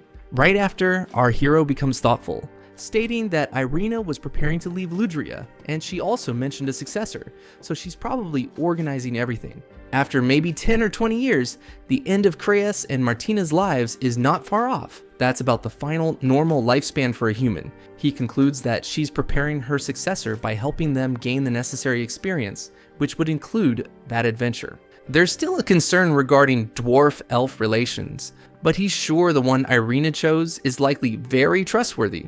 If he hadn't met her that day long ago, his life after leaving the forest would have taken a dramatically different path. That's why he's certain that what he has now wouldn't exist without her, and placing trust in her is essentially placing trust in himself. In the next scene, the protagonist tells Winnie to go ask the master for a favor, because they should get a pair of invitation letters to make sure they can be received with open arms. He thinks he's going to be busy for a long time, and even so, the dwarf country allowing elves to come and go is unprecedented. At that moment, our hero remembers something, because they had been at the center of something unprecedented from the beginning, and he was just eager about all of it. Next scene, 2 months had passed. Aesir thinks that, unlike his past life, letters here can take months and months to change hands, which means there's nothing he can do about it. In the middle of that situation, the boy says he wants to take a bath. Oswald asks if by chance they had a bath at home, but the protagonist replies they don't. Not a steam bath at his house, because he wanted to bathe in a tub like those other ones, asking if there aren't hot springs or something like that farther north. The dwarf then says yes, because the knight captain had reported on that, and they said monsters like to drink from it, asking if he really wasn't planning to bathe in water like that. Aesir says no, and that he's going to summon spirits to find a new hot water source, because they could turn that into a resting point for dwarf soldiers. Since this is very fun, maybe he should even take his son. Hearing that, the elf surprisingly agrees, saying he'll go with him too. But of course, the boy doesn't accept that because the dwarf is going to be king in the future, and that area is quite dangerous. The dwarf then asks if he at least knows whether the water could be made safe enough to bring his son with him. That's why he also wants to go along. Azur thinks this was just a spur-of-the-moment idea, but now he sees this is going to become something much bigger than he intended. A week passes after that conversation, and the scene moves to a mountain. The protagonist was walking together with his son, apparently reflecting on something, thinking that this is even bigger than he expected, because initially it was just an extra group of soldiers to escort the dwarf. But then the news spread, and now more than 50 people are following, saying that he understands the builders are there, but still, it's a lot. Oswald says he's just reaping what he sowed, and his own personality attracted many people to follow him. Hearing that, our hero is surprised, saying he's not going to be fooled. This is all his fault. Right after, Winnie calls to the soldiers, saying there's a medium-sized monster disguised as a rock about 5 minutes ahead, asking to go along to deal with it. They then start discussing this creature. Our hero just watches the situation, thinking that Winnie is very skilled at talking to spirits to scout out enemy locations. That's why he'll focus on looking for hot spring sources in the ground, and was leaving the scouting to Winnie. This will give the dwarves clear proof of what he can do, and it will help strengthen his own confidence at the same time. Soon after, his son says they were heading out. The protagonist just waves goodbye, thinking that honestly, he's very worried and trying not to be overprotective. Next scene, the group had already returned. The dwarves were surprised, saying that boy has a warrior spirit. Aesir is pleased, saying the boy did an excellent job, asking if he can tell him what happened. So Winnie told him about the hunt, and at certain moments he was embarrassed, and at others proud. But even so, that was what made Aesir happy. After that, the journey continued. They finally managed to find that hot spring. They even built some walls around it for protection. A few weeks pass, and Aesir, surprised, says that it looks like a fortress, thinking that the soldiers had turned that place into a garrison instead of a resting spot. He certainly wasn't expecting the hot spring to become popular, because Oswald's wife came with them, and they even separated it for men and women. If hot spring tours became popular among the dwarves, this could be the beginning of a true cultural shift in bathing. Changing the subject, he states that Irina's reply letter should be arriving any day now. There are many strong and energetic spirits throughout the volcanic belt, and he bets that the elves coming with Irina would love to meet them. That would be great, especially if the elves could appreciate the hot springs the same way the dwarves do. Speaking of which, he should finish those welcome preparations. 2 months later, the group of elves arrive, entering the dwarf country. Irina was also with her group, saying it had been a very long time since they'd last seen each other, around 30 years approximately.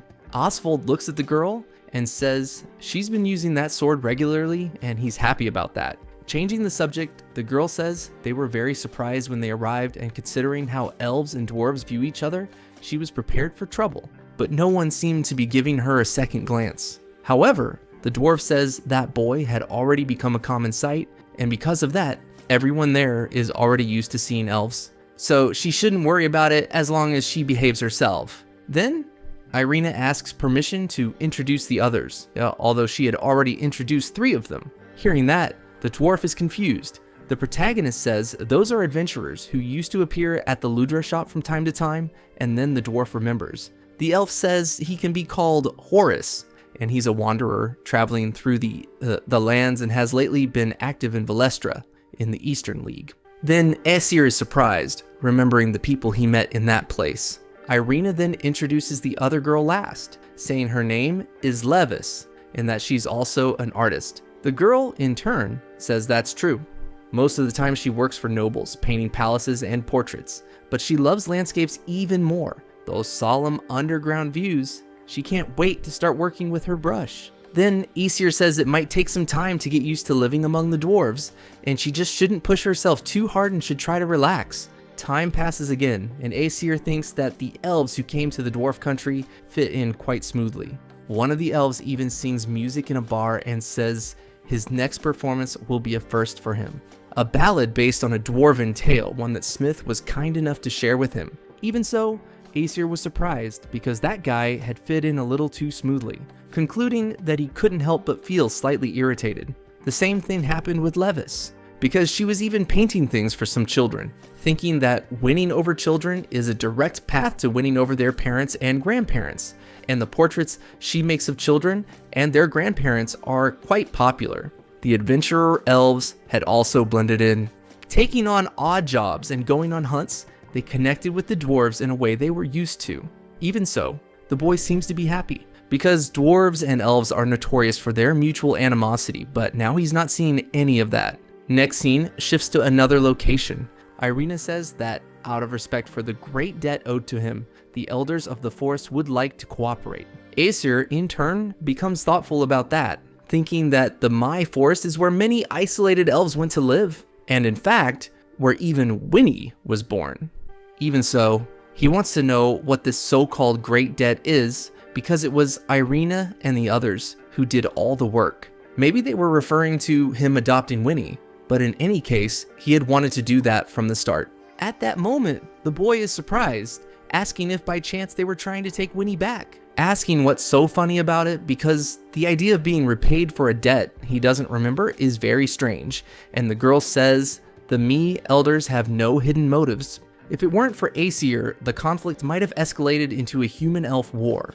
Countless lives surely would have been lost, and they are grateful for everything he might have done. Hearing that, our hero becomes thoughtful, thinking that sometimes the words and actions he doesn't really think much about are taken far more seriously by the people around him, because he's definitely seen that happen before. The boy then makes up his mind, saying that he needs to make sure they don't regret having met them halfway through all this, and Irina says there's a lot of work to do for that. They already produce elven goods that could be exported if needed, like fruits or even liquors. The problem lies in the weapons they import, since elves can't stand working with metal.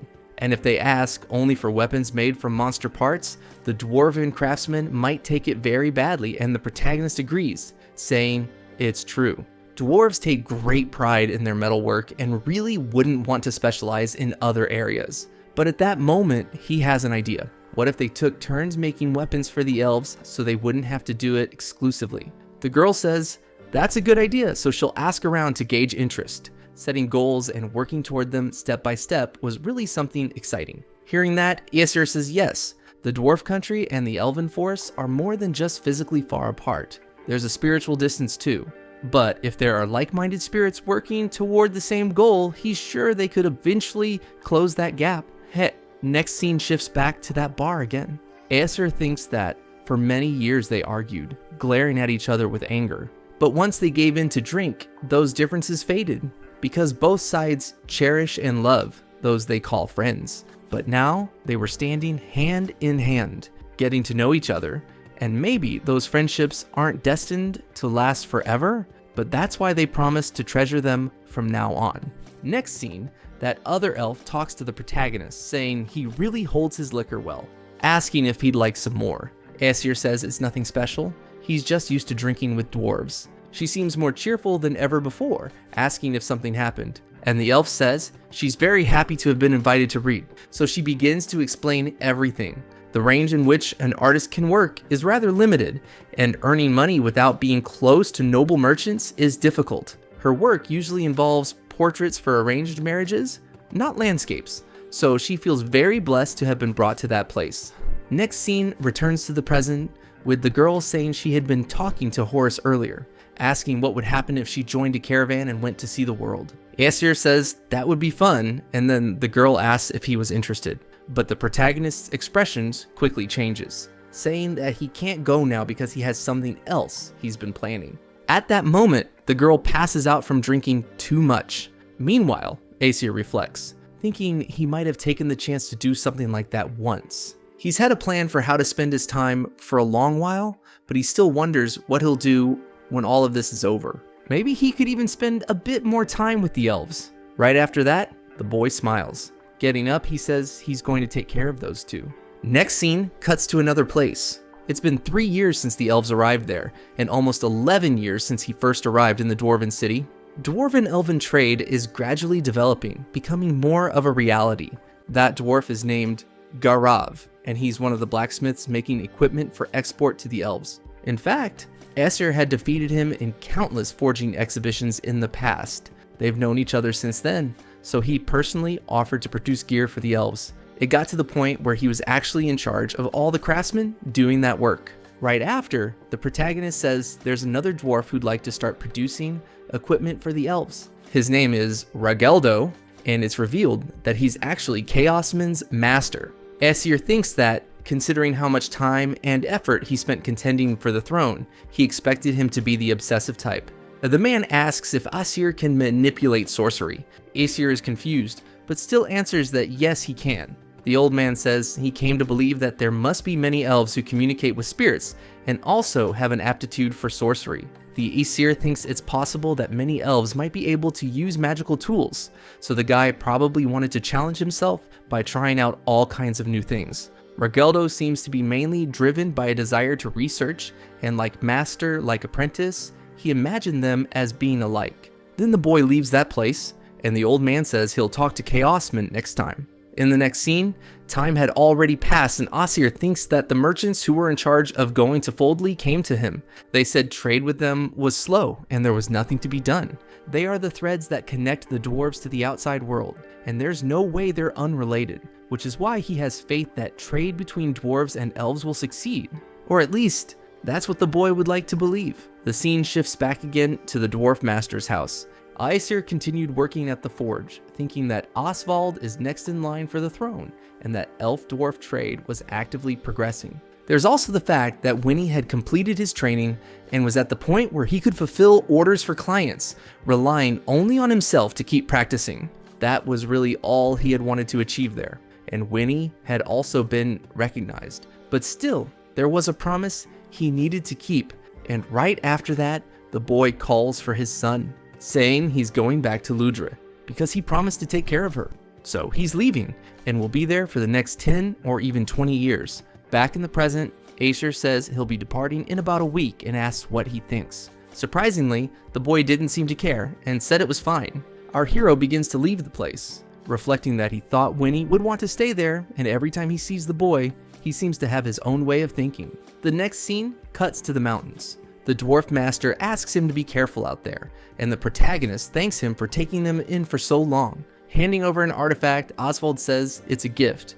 Exir, seeing this, is surprised to realize it's a Demetriou bracelet. Oswald says he borrowed the king's furnace for it, obviously with permission, and assures him there was nothing shady going on. No matter how far he goes, if a dwarf sees that, they'll know he's one of them. Hearing that, Aesir is surprised, wondering what he should say about it. But Winnie says he never did anything like AC did for him, and because of that, he can't accept it. Both are surprised by that response. Winnie really seems unwilling to accept it.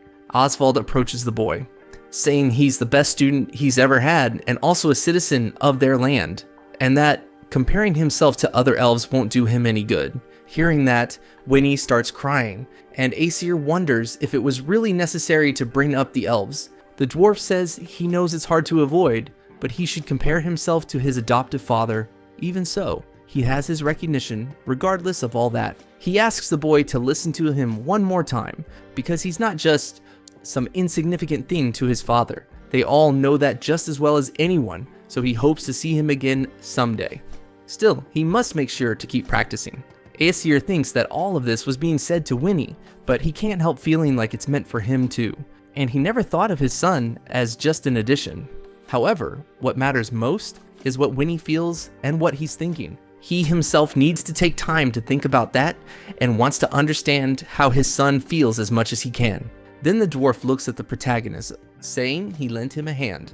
Next time they meet, he'll probably be sitting nicely on a throne, and Aesir says he has to come back so he can laugh about that. After that, they had already left. When they parted ways, Winnie had already stopped crying, and unlike when they arrived, he left walking ahead on his own feet. The next scene cuts to the royal capital of Ludria, and the passage of time in the dwarf country and a human country is really very different. That's clear because at the butcher shop he always used to visit, there was already a different person. When Winnie realized that, he also felt a bit sad, but there's no time to dwell on it, and the scene shifts once again to another place. Finally, to Kaha's dojo, who says that he really came back. Welcoming him, she says she figured it was about time they returned.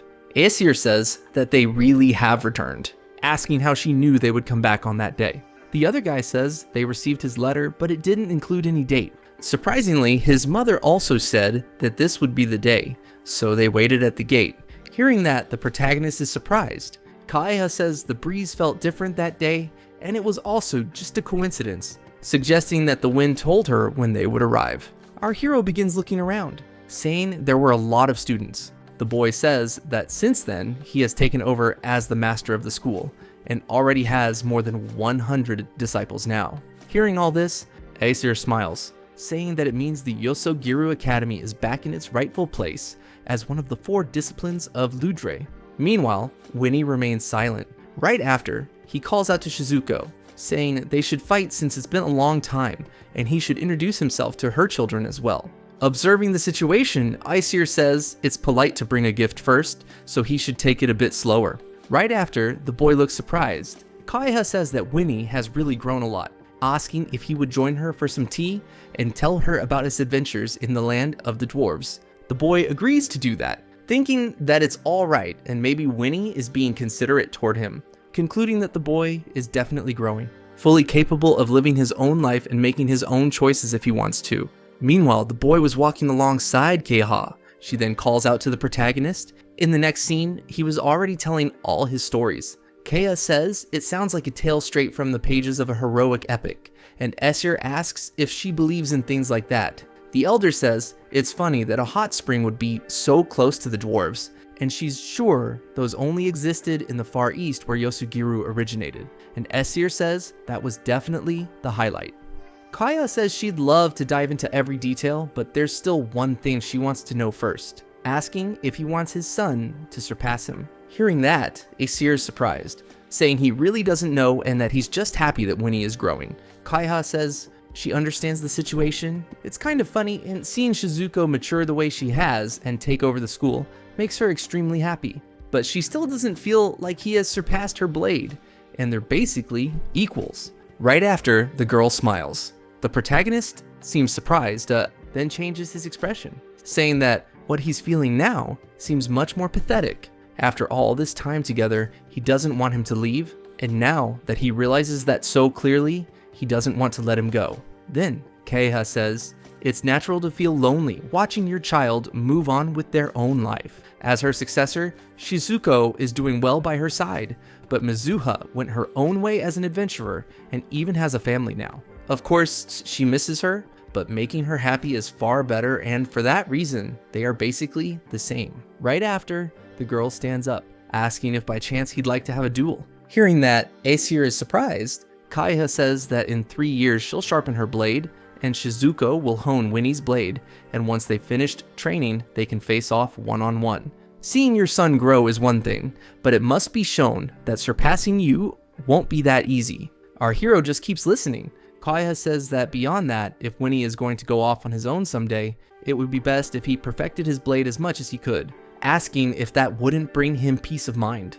Aesir in turn says that she's right, and then thanks her. Kaha's idea of a duel in 3 years was promptly accepted by everyone. In 3 years, Winnie will be around 32 years old, roughly 15 or 16 in human terms. That's about the age when children become independent adults there, but even so, he feels a little better about everything. And maybe it's because time is now clearly defined. Right after, the boy becomes thoughtful, reflecting that what's been missing is the awareness and understanding of what it means to be a father. Aesir never thought he was the type of guy suited to be a father, but even so, he went ahead and took Winnie in as a son. When a child sees the back of their father, the natural instinct is to want to catch up, but he doesn't think he's given him what he truly deserves. On top of all that, he's been pushing himself a bit too much lately. And seeing Kaha again after so long just makes everything clearer and clearer. A story from a heroic epic is something very far from anything that would really happen. And for Winnie, his back must look completely different. It just seems like he's getting farther and farther away. But now, things are different, because Kaha and Shizuku gave them the chance to face each other directly.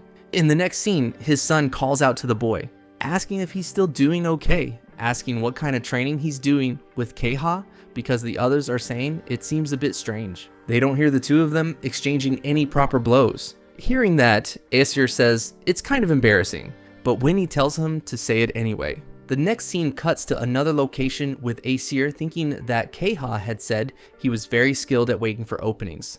Aesir figures it's from all the hunting he does with a bow, and the girl says he needs to stop doing that. So Aesir is surprised. Kaha adds that his heart and technique must be in alignment, and above all, he must maintain readiness to wield his blade at all times. But on the other hand, he has no intention of swinging his sword at all. She asks if he feels that his form is unstable. Hearing that, Aesir starts to change the subject, saying he doesn't want to just argue, but wants to carry out justice with his sword, and the girl says he needs to desire victory. Even if his form is clumsy, the strongest swordsman will still win in the end. Even so, he's nothing if not stubborn and selfish, because she knows full well he won't listen. However, in his absence, she did her own training. Although she hasn't mastered her sleeping technique yet, she's ready to strike even when her footing is unstable. She concludes that the boy will practice by imitating her swings again. There's nothing better for her student than to try and copy her form, and it's obviously not impossible, just difficult. Even for someone as clumsy as him, that style is still the sword used by his beloved master. The next scene cuts to another place. Aesir had finished telling the story, and Winnie says he's kind of underestimating it, but it means Kaha essentially turned Yosoguru entirely into something else, saying that it's really very interesting and asking if Shizuku knows how to do it, but the boy responds that she doesn't because Kaha never taught her. Shizuku knows how to use a sword properly, and she doesn't need such a strange style. Then his son asks how he's been training like that. Aesir says he copies Kaha's movements with his hands, and Winnie says that's why he's never heard the sound of swords clashing. Our hero says it's kind of like that,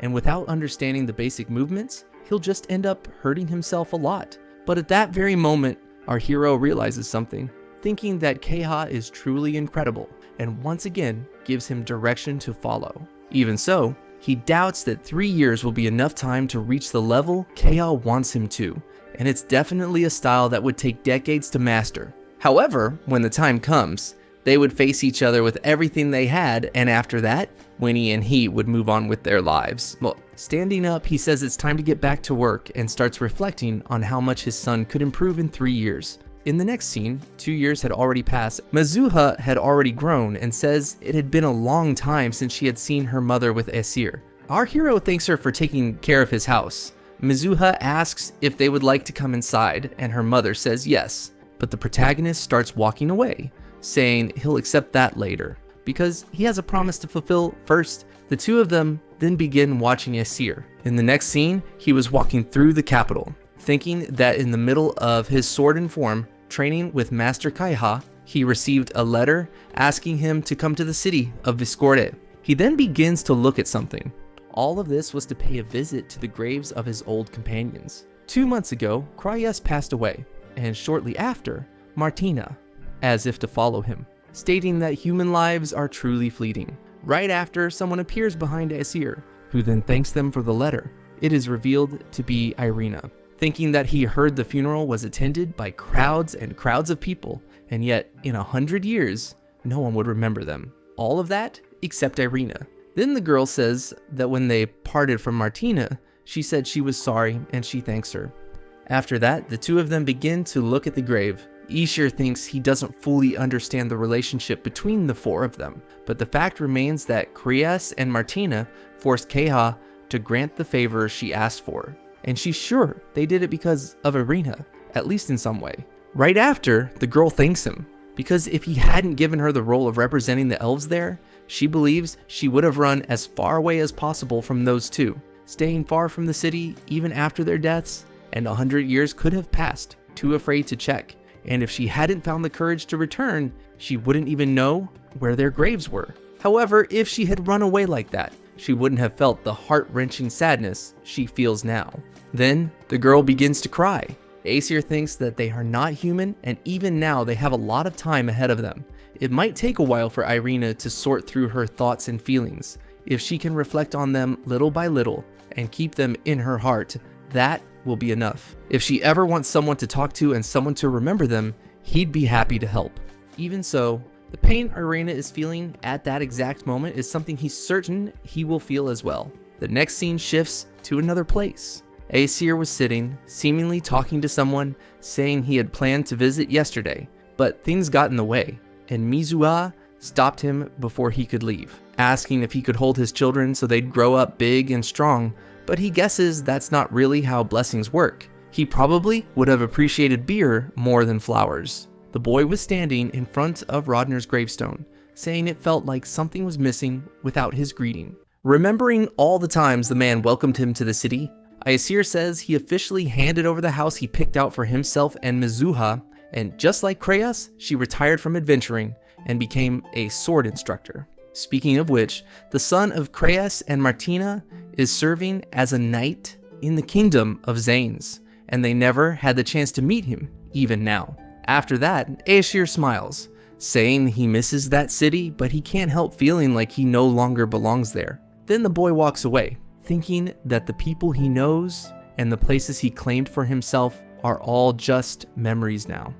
Right after, he looks back. Kaha was also there, asking if he was ready to go. Aesir says yes, because that was the last of his goodbyes. After that conversation, 3 years passed. The protagonist was at the Yosujiru dojo. The man calls for silence in the hall because the match is about to begin. Winnie, meanwhile, was ready for battle. The same with the protagonist. The elder begins to assess the two, and finally, the training begins. Aesir is surprised, saying he can't match him in that regard. Even so, it makes perfect sense. Winnie tries to land an attack, but his father dodges. Thinking that he spent all those years perfecting all his strengths, he begins to counterattack his son. Apparently, Winnie was taking some damage. Aesir keeps up the pressure. Then the two begin to stare each other down. Aesir smiles, saying it feels really strange, thinking that he can now strike from any position. When he fought Kaha, she did that, and he still couldn't understand it because it's pretty bizarre. Meanwhile, Winnie keeps observing his father, then he leaps forward.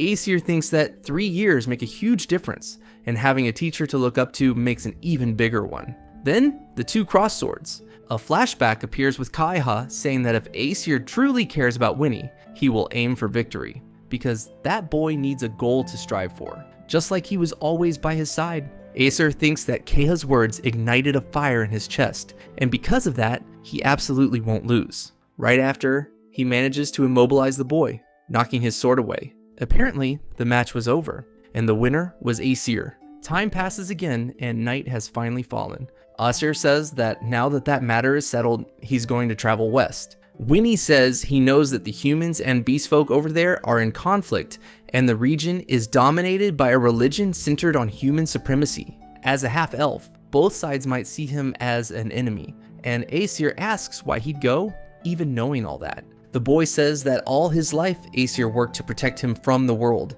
That's why he can see it now. And he knows that if it hadn't been for Aesir, a half-elf like him would have been executed immediately. And he probably already heard that. The protagonist is surprised, saying he had planned to tell him once he was older, and Winnie says he already knows, because they wanted to keep him from getting hurt. That's exactly why he feels he needs to understand and witness the struggle and the tragedy caused by racial conflict. But even so, our boy doesn't seem entirely pleased with that. He asks his son to stay safe, because if something were to happen to him, he doesn't know what he'd do to all those Western humans along with the other races.